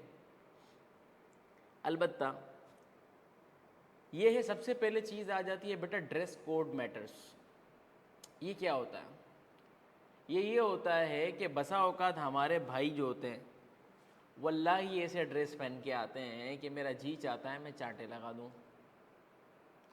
ठीक है यार, आप मार्केटिंग में हो, मना नहीं कर रहा, आप सप्लाई चेन में हो या कहीं भी हो और वहाँ पर कोई आपको कुछ कह ही नहीं रहा पहनने को कि ये नहीं पहनो या वो नहीं पहनो, इसका कतई मतलब नहीं है आपने कोई भी जो है वो घूमने फिरने वाला ट्राउज़र डाला, एक प्लेन टी शर्ट डाली और आप पहुँच गए। अजीब सा लगता है। सीएस को देखता हूँ मैं भाई, बल्कि सीएस नहीं देखता, सीएस तो बेचारे अच्छे खाले ग्रुप होते, फाइनेंस वालों की बात कर रहा था मैं, सीए में माजरत चाहता हूँ इसमें, ठीक है। फाइनेंस के लोग मैंने देखा भाई, वो शर्ट पहन के आ रहा है, एक लड़का था हमारे पास, तो वो शर्ट पैंट और पहन के आया, तो मैंने बोला यार ये, जब वो पहन के आया यकीन मानो पूरा दिन उसकी दुर्गत की है मैंने। उसने एक काम किया, ब्लैक पैंट पे ब्लैक शर्ट पहन ली, ठीक है, बेल्ट लगाया ब्लैक, जूते पहने ब्राउन। तो मैंने उसको कहा भाईजान यहाँ महंगा पहनना इशू नहीं है। मुझसे पूछा जाता है कि आगे आर्टिस्ट में कैसे करेंगी विद हिजाब, इतना टेंशन ना लें, ज़िंदगी चल जाएगी। जब आप आगे बढ़ेंगी तो रास्ते आपके आसानी से खुल जाएंगे। तदबीर इख्तियार करना अच्छी बात है, लेकिन तकदीर पे बिलीव रखें, अंत तक बिलीव। आखिरी जो होना है ना, आप यकीन माने आपने जो सोचा होगा शायद वो बेहतर होगा, लेकिन जो होता है ना वो यकीनन बेहतरीन होता है। ये मेरा ईमान है। मैंने कभी नहीं सोचा इस बारे में कि यार ये होगा तो ये क्यों होगा। हालांकि अभी अपेरेंटली 2 ऐसे इश्यूज़ हुए कि मैंने कहा यार ये क्या, मतलब हाथ को आया मुंह को ना लगा, मतलब ऐसे इंसिडेंट थे कि हाथ को आया मुंह को ना लगा, बिल्कुल आप समझ लीजिए बिल्कुल करीब पहुंच गया। लेकिन मैंने इस पर भी कहा कि ए अल्लाह तेरी अगर इसमें रज़ा है ना, मैं इसमें भी राज़ी हूँ, मुझे कोई मसला नहीं है, मैं नाशुक्री नहीं करूँगा इस पर, कि अल्लाह तेरी जिसमें रज़ा है मैं राज़ी हूँ। तो ड्रेस कोड को बहुत सोफिस्टिकेटेड रखें, रंग बिरंगी कपड़े ना पहने भाई। फाइनेंस वालों के लिए मैं हमेशा रिकमेंड करता हूँ भाईजान 3-4 कलर की, अगर लड़के हैं 3-4 कलर की पैंट सिला लें, इसमें ब्लैक, ब्लू, ब्राउन और ग्रे इनके शर्ट्स, और कोशिश करें डार्क शेड्स हों, क्योंकि शर्ट्स लाइट ज़्यादा बेहतर लगती है। पहली चीज़ कोशिश करें कि अगर आप ऑफिस में शर्ट्स पहनते हैं तो या तो वो प्लेन हो तो फबीहा, ठीक है। अगर आप लाइंस पहनना चाहते हैं तो लाइंस भी बहुत ऑड ना हो, वो बारीक लाइन हो या नॉर्मल लाइन जैसे जिस तरीके से पहनते हैं, और थर्ड चीज़ ये कि अगर आप चेक भी पहनना चाहते हैं तो छोटे चेक पहने, बड़े बड़े चेक्स मैंने देखा पहले बड़े बड़े, जैसे कि ऐसा लगता है कि वो बंदा जो है वो कपड़ा लिया था उसने कोई बेडशीट के लिए और उसकी शर्ट सिलवा ली है, ठीक है। तो इस किस्म की शर्ट्स को अवॉइड करें। देखें ये कैजुअल वेयर में, दोस्ती यारी में अच्छी लगती है, ऑफिस के माहौल में अच्छी नहीं लगती। अब मैं शुरू में ये बात कहने लगा था लेकिन मैं इसीलिए रुक गया, इस पॉइंट के लिए रुक गया था। मैं एक ज़माने से ही समझ लीजिए 2013 में हमें काफ़ी अरसे से जो है ना पैंट शर्ट पहनता हूँ ना जो, तो मेरी ड्रेस पैंट वाला कोड मेरा ज़्यादातर चलता है, ड्रेस पैंट और ड्रेस शर्ट और ये सारी चीज़ें। अच्छा बसा कभी शाज ऐसा होता है, मैं आपको वैसे ही बता रहा हूँ, बहुत कम ऐसा होता है कि मैं जो है जीन्स पे टी शर्ट पहनूँ। कोई ऐसा मौका आ जाए, गर्मी बहुत हो या मुझे किसी ऐसी जगह जाना हो जहाँ पे मुझे सारा दिन पैदल चलना है और फ्लोर पे चलना है और ये सारी चीज़ें, फैक्ट्री वगैरह जा रहे हैं, या फिर मुझे जो है सी साइड पे अपनी फैमिली के साथ जाना है, तो ऑब्वियसली नॉर्मली शलवार कमीज़ भी पहन लेता हूँ, लेकिन चलो वहाँ पर ये भी पहन लेता हूँ सो ऑन। तो वहाँ पर मैं जो है ये पैंट और टी शर्ट कैरी कर लेता हूँ, जीन्स और टी शर्ट वगैरह। तो यकीन माने मेरे घर वालों को मैं ऑड लगने लगता हूँ। बसा औक़ात मेरे दोस्त वगैरह भी देखते हैं, वो बिल्कुल फ़ौरन नोटिस कर लेते हैं, यार तू आज बड़ा वखरा बन के घूम रहा है। तो इसका मतलब मेरे साथ जो मैं कपड़े पहनता हूँ वो मेरी शख्सियत के साथ जुड़ चुके हैं, बिल्कुल एग्जैक्टली जुड़ चुके हैं। इवन दो शलवार कमीज़ का भी एक सर्टन स्टाइल ही मैं पहनता हूँ, मैं कोई इसमें नवीनता नहीं करवाता, ठीक है। तो ये सारी चीज़ें हैं। तो कपड़ों का बड़ा ख्याल करें, ख़वातीन के लिए भी ऐसा ही है, बहुत ज़्यादा प्रिंटेड सूट्स ना हो, स्ट्रॉन्ग कलर्स पहने, स्ट्रॉन्ग कलर्स के साथ साथ उसको प्लेन साइड ज़्यादा हो, बहुत ज़्यादा ख़ास करके प्रोफेशनल लाइफ्स में, ठीक है। अगर आप बुर्का वगैरह भी जैसे कि हिजाब वगैरह भी इस्तेमाल करते हैं तो उसके स्ट्रॉन्ग कलर होने चाहिए, बहुत ज़्यादा फंकी कलर नहीं होने चाहिए। मैंने देखा है वो हिजाब को भी जो बेसिकली फ़ैशन बना देते हैं, वो फंकी कलर का चादर और एंड सो ऑन और वो स्टाइल। तो कोशिश कीजिए कि ऐसी चीज़ें ना हो। देखो हिजाब का मकसद ही फोत हो गया ना। हिजाब का मकसद क्या है कि लोग आपकी तरफ ना देखें, लेकिन वो फंकी होगा तो इंशाल्लाह लोग आपको देखेंगे। ऐसे ही होगा ना, क्योंकि लोगों को क्या, लोगों की आंखों को क्या चाहिए, डिफरेंट चाहिए, ठीक है। तो इस चीज़ को ज़रा मद्देनज़र रखें, ठीक है। अगर कोई शाह खातून है और वो कोट वगैरह भी कैरी करती हैं, जैसे कोट भी पहनती हैं बहुत सारी, जैसे मैं एक हमारी चार्ट अकाउंटेंट है, काफ़ी एजुड है, मैं नाम जहन से निकल गया, वो कोट भी कैरी करती हैं, तो वो भी साथ पहनना जा सकता है। लेकिन वो ड्रेस के हिसाब से देखना पड़ता है कि क्या है क्या नहीं। ख़वातीन के ड्रेस मर्दों के आसान होते हैं ना, मर्दों की टेंशन ही नहीं है, शलवार कमीज़ पैंट शर्ट डाल दिया, कोट, ज़िंदगी आसान, इतनी कोई पंचायत ही नहीं है। हम खास करके मुझ जैसों की तो बिल्कुल ही नहीं है भाई, ठीक है। पर्सनल हाइजीन का ख़ास ख्याल रखें। मिसाल के तौर पर मैंने देखा है कि लोग जो है अपेरेंटली जो है जैसे कि बियर्ड जो होती है, ख़ास करके बियर्ड जो, अब देखो बियर्ड मैं भी कैरी करता हूँ, मेरे तो बाल ये वाले सारे से करली ख़तरनाक किस्म के, ऐसा लगता है जैसे तार है, ठीक है। लेकिन इसमें क्या होता है, आप शार्प रखें, इसको शार्प एजेस रखें, आप हर हफ्ते थोड़ी सी ट्रिमिंग करवा लें। बाल जो हैं आपके बिल्कुल यहाँ वहाँ होने लग रहे हैं तो आप बालों को जो है एक बेहतर हेयर कट रखें, फंकी हेयर कट की तरफ ना जाए, ओवरनाइट हेयर कटिंग को ना चेंज कर दें। आपके जो टीथ वगैरह और जो आपकी जो ओरल हाइजीन है उसका भी ख़ास ख्याल रखें। बसा औक़ात लोग नहीं रखते हैं, मैं ये नहीं कह रहा हूँ सारे ऐसे थे, लेकिन नहीं रखते हैं। अपेरेंटली नज़र आ रहा होता है कि यार ये, अब वो पता चल रहा है भाई इसको इसके दांतों को पक्की स्केलिंग की ज़रूरत है, लेकिन ये बोल रहा है कुछ भी हो जाए मेरे गिर भी जाएंगे ना, मैंने नहीं करवानी स्केलिंग, ठीक है। तो इस तरीके के इश्यूज़ भी होते हैं। इसके अलावा use of fragrance with respect to your colour code and your office is more important. और मीठी सी एक ही खुशबू रखी हुई है जो हर जगह चला रहा है, वो भाई ये नहीं करना होता। अगर आप ईस्टर्न ड्रेस पहन रहे हैं तो ईस्टर्न परफ्यूम्स इस्तेमाल करें, वेस्टर्न ड्रेस पहन रहे हैं तो वेस्टर्न परफ्यूम इस्तेमाल करें, सर्दियां हैं तो साइट्रस बेस वाले इस्तेमाल करें, गर्मियां हैं तो आप उसी के हिसाब से जो है जो परफ्यूम देर पा रहे उसको इस्तेमाल करें। तो अकॉर्डिंगली आप इन चीज़ों का ख़ास ख्याल रखें। आपके जूते वगैरह और ये सब जो हैं आपके, ये भी साफ़ होने चाहिए। ऐसा नहीं होना चाहिए कि आप जो जा रहे हैं वो अपेरेंटली बिल्कुल फरागत की इंतहा, ठीक है। इसके अलावा ड्रेस कोड के अंदर जो है कुछ चीज़ों के कॉम्बो, जैसे मैंने अभी आपको एक किस्सा सुनाया कि बंदे के शर्ट, पैंट, बेल्ट, जूता और हाथ की घड़ी, ये मैं 4-5 चीज़ें देखता हूँ। और इसके अलावा हेयर स्टाइल वगैरह है, जैसे मैंने आपको बोला बियर्ड है, ये चीज़ें हैं। हालांकि मैं काफ़ी हार्ड टैन हूँ आप, और इसके अलावा मेरे पास मुझे कुछ इश्यूज़ भी हैं, जैसे मेरे हाथ पे अगर मैं देख सकें तो हाथ में मेरे कुछ इशू हैं जिसकी वजह से, और ये ऑटो इम्यून डिजीज़ है मुझे, ठीक है, तो मुझे उसको भी कैरी करना है, तो I have to work a lot, और ये बहुत सारी चीज़ों को मुझे देखना पड़ता है। तो करना क्या होता है, मैं ये नहीं कह रहा आई एम परफेक्ट, बट मैं ये कह रहा हूँ कि आप एटिकेट्स इतने फॉलो कर लें कि you don't start, people don't start looking at you that you are weird, ठीक है। अगर ऐसा लगने लग रहा है तो it means you have to do something, ठीक है।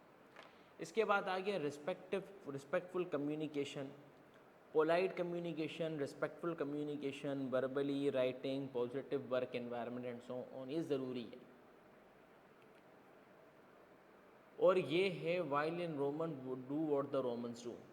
मैं ऑस्ट्रेलियन से कम्युनिकेशन करता था जब इन 2021 की बात कर रहा हूँ, एक क्लाइंट मतलब कि हमारी एक कंपनी थी वहाँ पर, और उधर से मैं कम्युनिकेशन करता था, तो वो बात करते थे हाय, हेलो, हाय, इस तरीके से बात करते। पाकिस्तान में डियर का कल्चर है, रिस्पेक्टेड का कल्चर है, ठीक है, या फिर सिर्फ नाम का कल्चर है। तो कल्चरल एस्पेक्ट को देखते हुए आप बातचीत करें, खास करके ईमेल्स वगैरह की। जनरल भी आप बातचीत करते हैं तो आप देखें, जैसे मिसाल के तौर पर फर्गूसन की मैं बात करूं, जैसे कि PwC है, उसके अंदर हर बंदा एक दूसरे को नाम से बुलाता है, ठीक है। मैं अब डिलॉयट में था तो हम लोग अपने जितने भी बड़े सीनियर्स थे हम उनको भाई के बुलाते थे। जैसे मिसाल है हमारे बदर भाई थे, मुश्तबा, हम लोग एक रिस्पेक्ट वो ओन करते थे इसको। इसी तरीके से हमारे पार्टनर होते थे तो हम स्पेसिफिकली ज़फ़र साहब कहते थे, ठीक है। तो हर जगह के कल्चर के मुताबिक, ठीक है, जैसे आप किसी जैपनीज़ एंटिटी में काम कर रहे हैं तो वहाँ पर जैपनीज़ साम साम कहते हैं, तो साम का मतलब होता है साहब वहाँ पर, तो वहाँ पर उसको आप कैरी करके चल रहे होते हैं, ठीक है। तो there are so many things जिनको आपने कंसिडर करना होता है, ठीक है। जैसे कहीं किसी जगह पर आप जो आपके सीनियर होता है आप उसको बॉस भी कहते हैं, ठीक, किसी जगह पर आप उसको जो है नाम से भी बुलाते, तो ये डिपेंड करता है, but it should be in a polite way, in respectful manner, ठीक है। बेकार के अल्फाज, जूम आना बातें, ठीक है, ऐसी चीज़ें जो उस महफ़िल के तकाज़े के मुताबिक ना हो उसको अवॉइड करना चाहिए। तू तड़ा गाली गलौज से बिल्कुल परहेज़ करना चाहिए, ठीक है। कोशिश करें कि उससे परहेज़ करें ताकि आप लोगों पे कम से कम ये इल्ज़ाम ना आए कि ये तो बड़ा बदतमीज़ हैगा, ऐसा ना हो खुदा के वास्ते, ठीक है। स्पेस कर्टेसी, आपकी जो चीज़ें हैं, मिसाल है इसमें अगर मैं बात करूं कि हमने डेस्क वगैरह लोगों के देखे, मेरा डेस्क तो है ना अवामी डेस्क होता है। असल में होता ये है कि मैं अगर चले जाता हूं या आगे पीछे होता हूं तो मेरे डेस्क पर असल में प्रिंटर है और वो होती है खाली जगह। तो लोग क्या करते हैं, अपने पूरे प्रिंट निकाले, क्लोजिंग का टाइम आया, एनालाइज वगैरह किया, वो जो प्रिंट फारिग हो गए ना कि अब इसकी ज़रूरत नहीं है, वो मेरे पेपर रख के चले गए। तो मैं बोलता था मैं बंदा रखूं क्या यहाँ पर, या तो श्रेड करवा दो या श्रेडर ले लो, कुछ ना कुछ कर लो, ये मेरी टेबल पे क्यों छोड़ते हो। क्योंकि मुझे अजीब लगता था कि मिनिमल चीज़ें होनी चाहिए। आपका टेबल डेस्क जो है आप उसको कम अज़ कम वंस अ वीक, क्योंकि डेली तो क्लीन करना बड़ा मुश्किल है, मेरे लिए तो बहुत मुश्किल है, वंस अ वीक आप उसको क्लीन करें, टाइडी टेबल बनाएं, चीज़ों को रखें, कुछ एलिमेंट्स रखें। मैंने देखा है कि बहुत से लोग जो जैसे उनको टेबल मिलती है सामने अपने मोटिवेशनल कोट लगाते हैं, लगाएं भाई, इसके लिए टेबल भी साफ़ करें और काम भी करें, तीनों चीज़ें करनी है, ठीक है। तो ये सारी चीज़ें हैं बेटा। अब इसके बाद डिजिटल कम्युनिकेशन, ये भी एक इशू है हमारी जनजी का।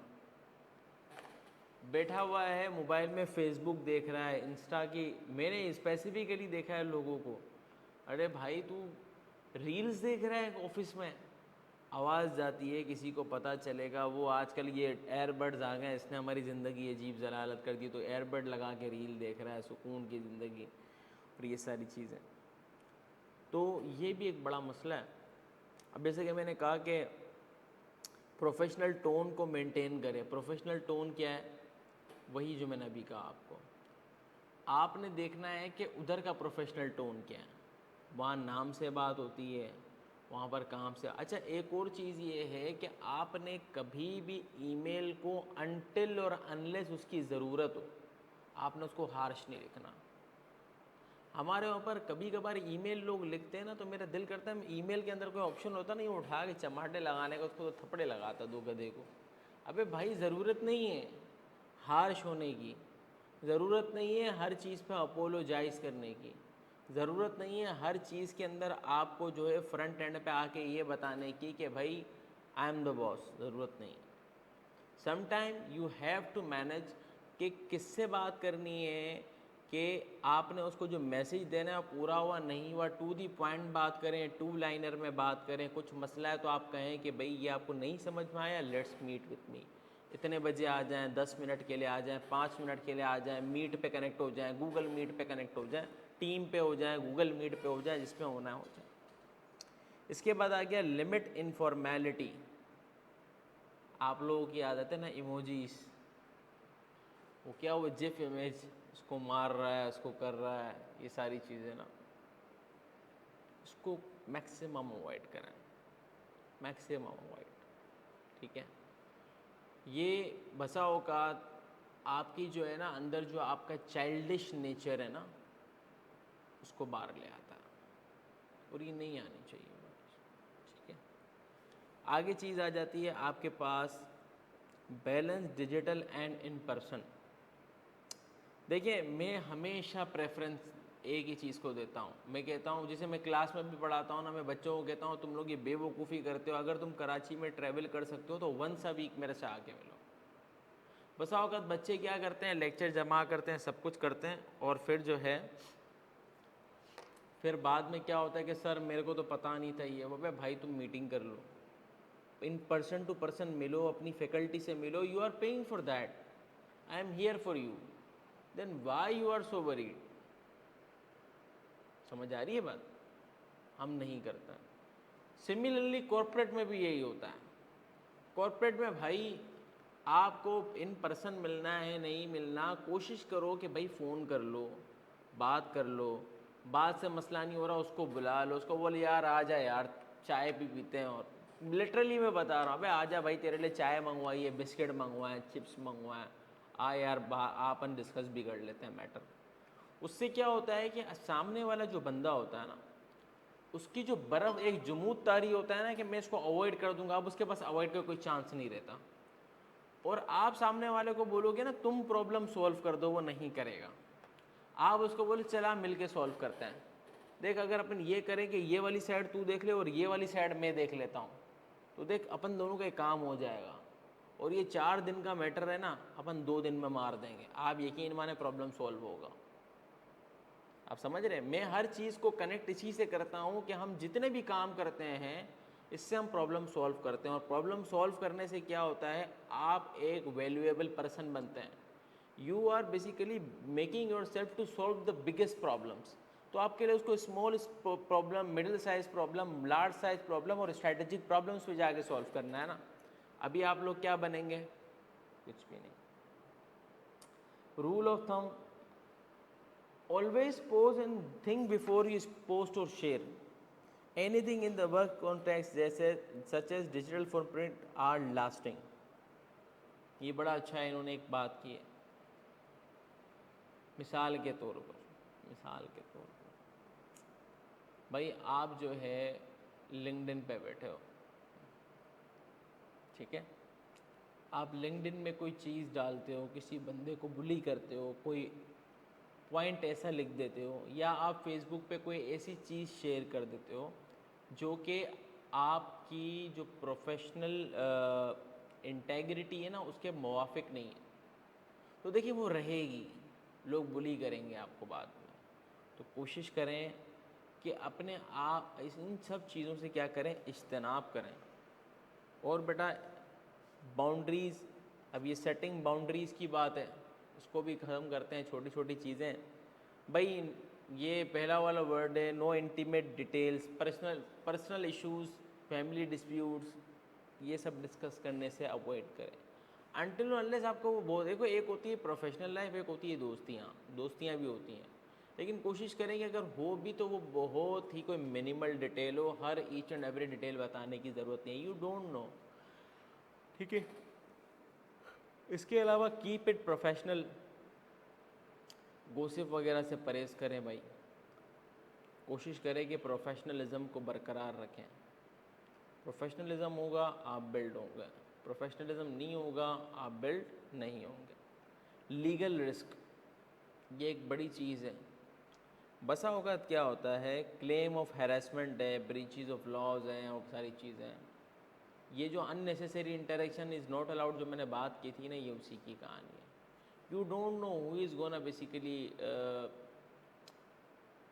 स्क्रू यू, ऐसे ही है ना, कौन आपको जाके आपको जो है आपको ठेस पहुंचा देगा, यू डोंट नो। तो कोशिश करें कि हमेशा इन चीज़ों से अवॉइड करें। ये चीज़ें आपको जो है कहाँ जाके किस पॉइंट पे जाके आपको नुकसान पहुंचा देंगे, यू डोंट नो। बसा औकात ऐसा होता है कि आप किसी महफिल में होते हैं, और जैसे मैं एक जगह था तो वहाँ पर ख़वातीन बहुत थी, तो जेनरिकली मैं जो है थोड़ा सा एक डिस्टेंस रखता था। तो वो कहीं फ़ोटोज़ वगैरह और वो बहुत बनते, तो मैं बाकी सब फ्रंट में कोशिश करता था कि थोड़ा सा फासला रहे, और ये एक नेसेसिटी है, ठीक है। Consider consequences, think through digital potential of sharing personal information and affect you how college और परसीव प्रोफेशनलिज्म। ये वही पिछली वाली बात है, पर्सनल इन्फॉर्मेशन और प्रोफेशनल इन्फॉर्मेशन में ज़रा सा बाउंड्रीज़ को सेट करें।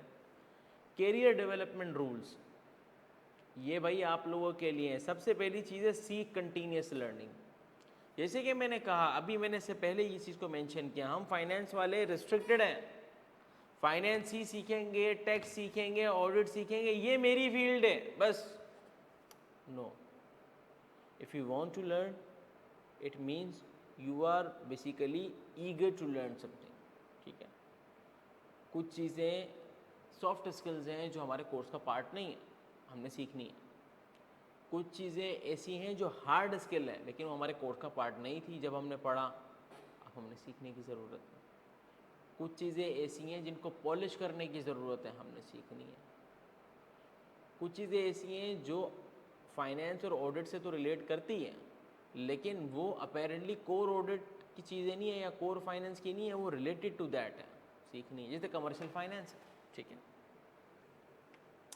Own your project, as I said earlier, own your project का मतलब क्या है?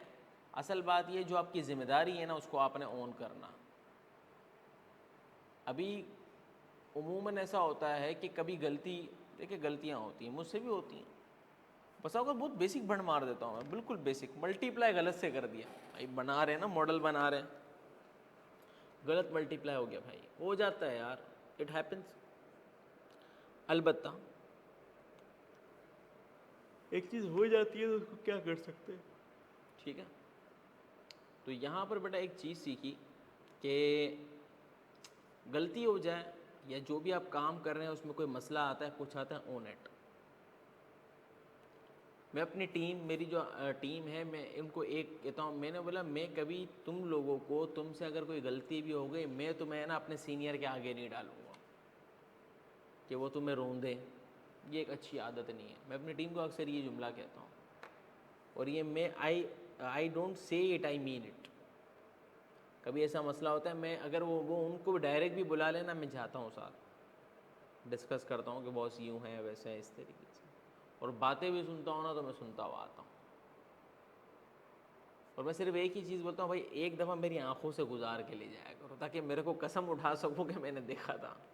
क्योंकि टीम को वैसे, और मैं कहता हूँ तुम लोग रिस्पॉन्सिबल बंदे हो, लेकिन मैं कहता हूँ आंखों से मेरी गुजार के ले जाओ, ताकि मैं एक देख लूँगा ना, तो मैं अगर कोई ऐसी चीज़ होगी अपेरेंट, मैं उसको पकड़ लूँगा। डेट है, कोई नंबर इन वर्ड्स का इशू है, कोई ऐसी चीज़ है जो अपेरेंट, लेकिन ओन करो उसको। If you start owning things, if you start then you start accepting things. Once you start accepting things, then you start accepting mistakes. Once you start accepting mistakes, then you are ready to correct those and you are good to go. Then you are on the path that you are basically, your trajectory is all right, basically all above, your trajectory is on the right path, ठीक है। And you are going to high, ठीक है, ये जहन में रख लीजिए, ये एक लर्निंग फैक्टर है। Build your network. अभी आप लोग कैफ करेंगे ना, फिर आप लोग को एक बंदा आएगा, वो एक बोलेगा भाई एक काम सुनो, तुम लोगों ने लिंक्डइन पे प्रोफाइल बनाई थी। बोलोगे ये क्या होता है? वो लिंक्डइन पे प्रोफाइल बना लो, वहाँ पर पार्टनर्स और सीनियर मैनेजर और फर्म के बंदे और उन सबकी लिंक्डइन की प्रोफाइल होती है। फेसबुक कोई नहीं चलाता। आप लोग भागते भागते जाओगे, अपनी आईडी बनाओगे और जोड़ना शुरू करोगे लोगों को, और उसके बाद आप जोड़ोगे तो जाहिर है जोड़ने में भी टाइम लगेगा।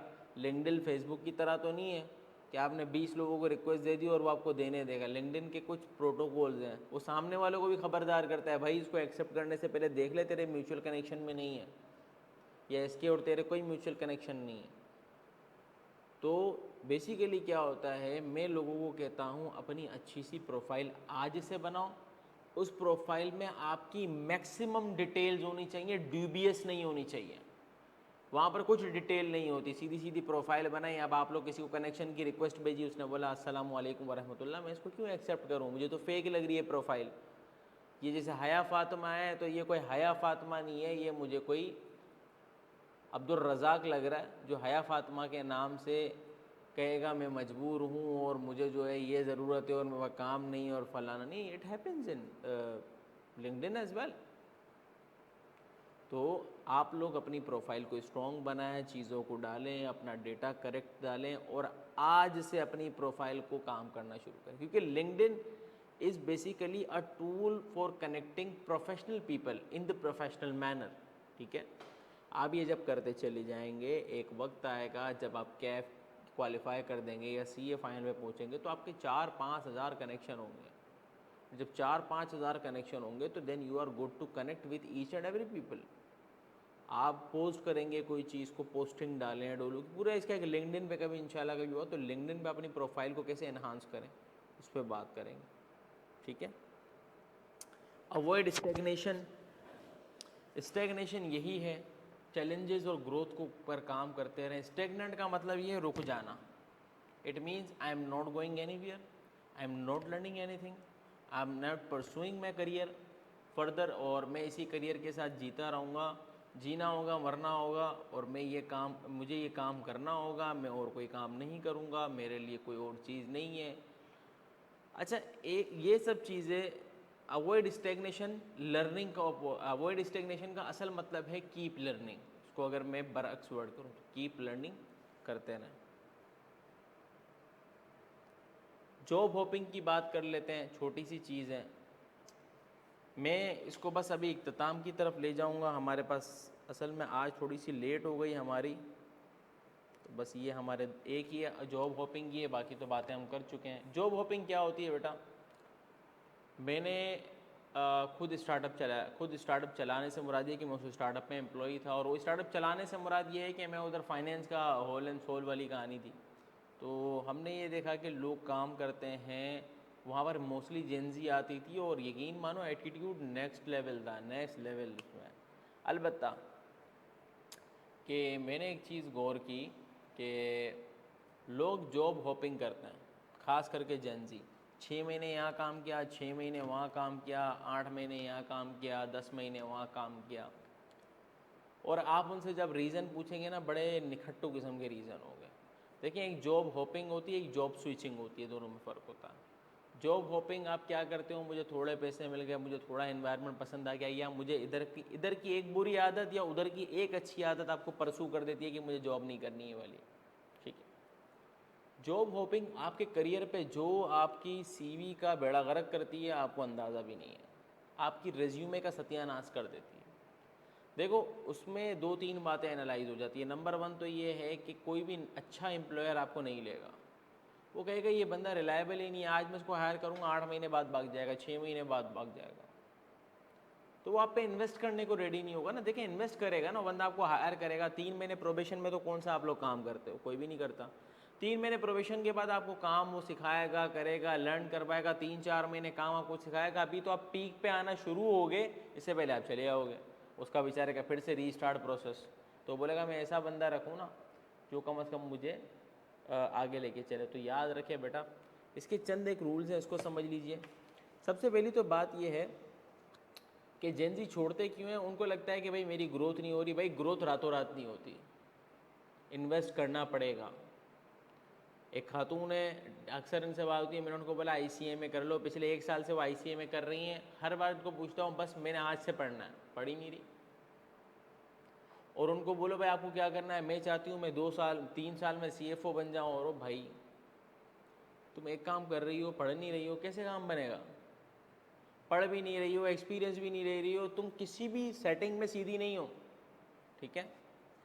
इसके बाद आता है स्ट्रैटेजिक मूव्स। ये वाली चीज़ आ जाती है। हम जो जॉब हॉपिंग करते हैं वो स्ट्रैटेजिक मूव्स नहीं लेते हैं, वो जॉब स्विच कर रहे हैं, बस इधर से उधर भाग रहे हैं, उधर से इधर भाग रहे हैं। उनके पास कोई डायरेक्शन नहीं है, सब शॉर्ट मूव है। इधर 10,000 ज़्यादा मिलते थे, इधर टाइम कम है, इधर मेरे हिसाब से टाइम है, इसका एनवायरनमेंट बहुत कूल है, वगैरह वगैरह वगैरह। स्ट्रैटेजिक मूव हो, छोटी ऑर्गेनाइजेशन में काम करें, बड़ी ऑर्गेनाइजेशन में काम करें, या मिडिल साइज की ऑर्गेनाइजेशन में काम करें, आपने जहन में एक ही बात रखना है कि मैं उधर क्यों जा रहा हूँ। क्या मैं बड़ी पोजीशन से छोटी पोजीशन पे जा रहा हूँ तो क्यों जा रहा हूँ? आपके पास लॉन्ग टर्म गोल है ना, सेट होना चाहिए, और उसके साथ ये अलाइनमेंट होनी चाहिए।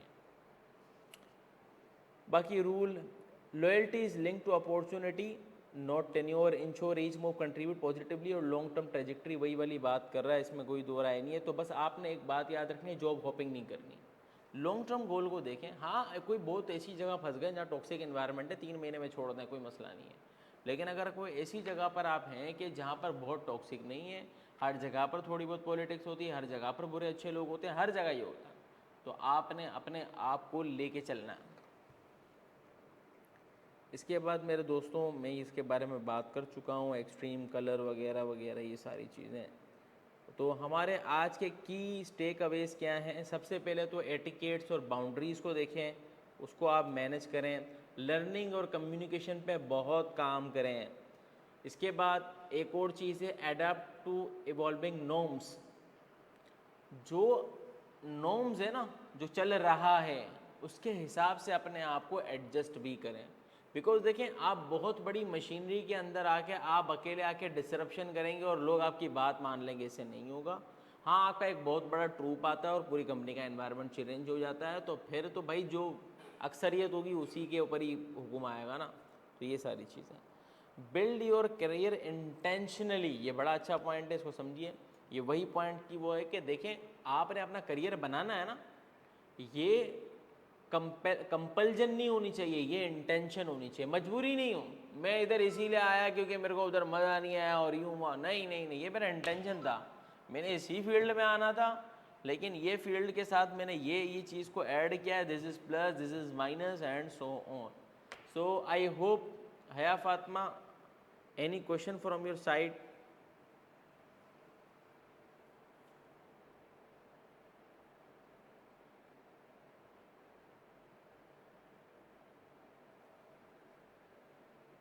Are you there? Yes. How to avoid destruction? Good. Do you really mean the destruction of social media और digitalization, digital destruction की बात करें?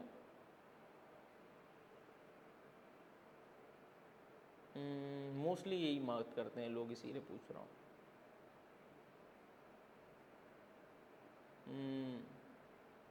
सर, बुक पढ़ने से बिजनेस माइंड बनता है, तो कोई बुरी बात थोड़ी है ये। This is not the distraction. You are basically, you are, नहीं नहीं नहीं नहीं, डिफरेंस आइडियाज़ नहीं आते हैं। देखिए मेरी बात सुना, इसको थोड़ा सा सीधा कर लेते हैं। आप क्या करें, मैं बुक पढ़ती हूँ, मुझे आइडियाज़ आते हैं और वो बिज़नेस के होते हैं। मैं पढ़ रही हूँ बूज एकेडमिक की 100%, और मुझे बिज़नेस के आइडियाज़ आते हैं 100%। तो मेरा सवाल ये है कि क्या CA बिज़नेस को रोकता है? और हर बिज़नेस को क्या फुल टाइम करने की ज़रूरत है पहली बारी में? 2 सवाल, इन 2 सवाल का जवाब दे देंगे, आपको मसला हल हो जाएगा। क्या CA बिज़नेस को रोकता है, CA करना या MBA करना है, BBA करना? सर, इम्प्लीमेंट कैसे करेंगे उन्हें? यही तो बात है, पहले प्लान बनाओ। सर नहीं रोकता ना, ठीक है। देखें, प्लान बनाओ मेरे भाई, प्लान बनाओ मेरी प्यारी बहन, प्लान बनाओ। देखो होता क्या है, हम प्लान नहीं बनाते, हमारा हम इसीलिए डिसअपॉइंट नहीं होते कि हम सोचते हैं, हम इसीलिए डिसअपॉइंट होते हैं कि हम एक्शन नहीं लेते हैं। समझ आ रही है? डिसअपॉइंटमेंट हमें क्यों होती है? क्योंकि हम एक्शन नहीं लेते हैं, हम कोई प्लान नहीं बनाते हैं। मेरा एक भाई है, छोटा है मुझसे, एक दफ़ा आया, बोला हम यूं करेंगे और ऐसे करेंगे, यूं करेंगे। मेरा एक छोटा भाई है। अगर एक्शन लिया हो, फिर क्या एक्शन लिया है? एक्शन क्या लिया है? क्या आपने बिजनेस प्लान रेडी किया है? क्या आपने इन्वेस्टमेंट प्लान बनाया है? क्या आपने उसके रिटर्न्स बनाए हैं? क्या आपने, जी ठीक है, तो एक काम करें, सबसे पहले उस बिज़नेस प्लान को थोड़ा सा बनाया ना, थोड़ा सा नहीं बनाया, आप उसको थोरोली रिसर्च करें। सबसे पहले देखें क्या आपका ये जो प्लान है, इसके आपके आवर्स कितने हैं, कितने लोग हैं, क्या सारे काम आपको खुद करने की ज़रूरत है, क्या आप टीम बिल्डिंग कर सकते हैं, क्या आप लोगों को साथ बना सकते हैं। मिसाल के तौर पर इस काम में 8 घंटों की ज़रूरत है और 8 घंटों में 4 किस्म के ऑपरेशन होने हैं, तो ऐसा हो सकता है कि 2-2 घंटे आप 4 लोगों को इकट्ठा कर लें जो अपना अपना स्किल सेट डेवलप करते रहें, और आप वहाँ पर एक बिल्डिंग बना लें, एक एजेंसी बना लें। टीम बिल्डिंग कैसे करें? फेसबुक पे जाएं, फाइवर के ग्रुप्स अवेलेबल हैं, वहाँ पर जाएं, अपने दोस्तों से पूछें, कज़न से पूछें, वो अपना क्या नाम है, व्हाट्सएप पे ग्रुप बनाएं, उधर मुख्तलिफ बिज़नेस आइडियाज़ के लोग आते हैं, वहाँ पे लोगों से कनेक्ट करें, उनको कहें कि ये बिज़नेस है, ये एजेंसी है, ये स्टार्टअप है। आप 50 लोगों को कॉल करेंगी तो उसमें से शायद 5 लोग राज़ी होंगे और उसमें से शायद 2 कैपेबल होंगे। इट्स अ ग्रेट एक्सरसाइज, लेकिन लोग एक्शन नहीं लेना चाहते, तो वो लोग नहीं है ना, वो आपकी मार्केट नहीं है। फिर वो लोग को छोड़ दें, वो कहते हैं पहले पैसे कमाओ। अरे छोड़ो उनको, पहले पैसे नहीं कमाते, पहले स्किल कमाते हैं। स्टडी करो, पहले स्किल कमाओ, पैसे नहीं कमाओ। प्लान ज़रूर बनाओ, मैं वही बात कर रहा हूँ, प्लान ज़रूर बनाओ। एक काम करो ना, मैं आपको आइडिया देता हूँ, मैं देता हूँ, आप टेंशन नहीं लो, मैं आपको आइडिया देता हूँ। सबसे पहले एक काम करो, आप अपना बिजनेस प्लान, आज की नशिस्त तो बर्खास्त हो गई, ठीक है, एक काम करते हैं, नेक्स्ट अटेम्प्ट में, नेक्स्ट जो हमारी सेशन होता है ना, नेक्स्ट सेशन में हम डिस्कस इसी चीज़ को करेंगे इंशाल्लाह, कि how to get financial freedom इंशाल्लाह, ठीक है, अलॉन्ग विद एकेडमिक स्टडीज़। सही है। अब ये प्लान हम ये भी बताएंगे कितने सालों पे इम्प्लीमेंट हो सकता है, क्यों हो सकता है, कैसे हो सकता है। अब आप लोग बोलेंगे सर आपका फाइनेंशियल फ्रीडम नहीं है। भाई नहीं, मेरा प्लान है पूरा, ठीक है, और मैं in the middle of the road हूँ। ये प्रोटोटाइप का भी पूछा है, इसका मतलब आप किसी प्रोडक्ट पे काम कर रही हैं, सर्विस पे काम नहीं कर रही।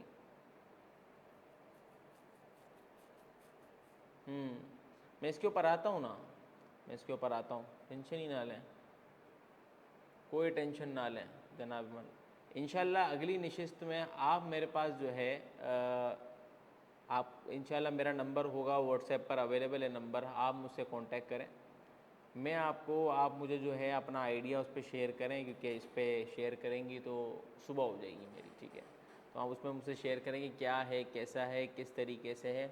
हम उसका बिज़नेस प्लान रेडी करवाते हैं आपसे, ठीक है, हम उस पर बात करते हैं, आपके नंबर्स क्या है क्या नहीं। आपने बिज़नेस प्लान उस तरीके का रेडी नहीं किया होगा, पिच भी मिलती है, पिच बनाने आती है, business plan, pitch, investment deck वगैरह के बारे में नाम सुना है?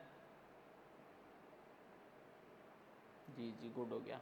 तो फिर इंशाल्लाह उस पर बात करेंगे और आप मुझे शेयर कीजिएगा, तो हम इस पर चैट जीपीटी से बनवा, अभी चैट जीपीटी को भी इतना आसान नहीं है बनवाना, काम करते हैं इस पर, टेंशन नहीं ले, पूरा चैट जीपीटी नहीं बना के दे सकता, मेरा अपना तजर्बा है। चैट जीपीटी कुछ काम अच्छे करके देता है, लेकिन उसके लिए भी प्रॉम्प्ट बड़े अच्छे और तरीके से और सलीके से उसको समझाने पड़ते हैं। मैंने सब्सक्रिप्शन की थी उस पर बना। चलें एक काम करते हैं ना, आप मुझे शेयर कीजिएगा, टेंशन ना लें, आपकी, मेरा ख्याल है आपका आ गया है, ठीक है, अच्छा जी, तो आप मुझे,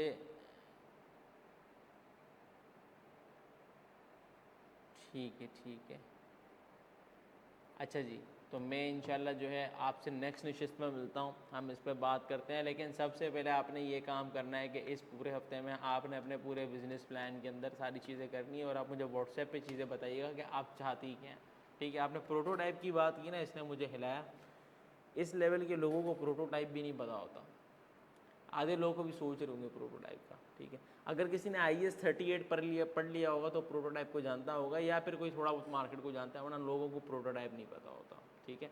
इंशाल्लाह फिर नेक्स्ट निशिस्त में मिलते हैं। आज के लिए इतना ही। अस्सलामु अलैकुम वरहमतुल्लाह।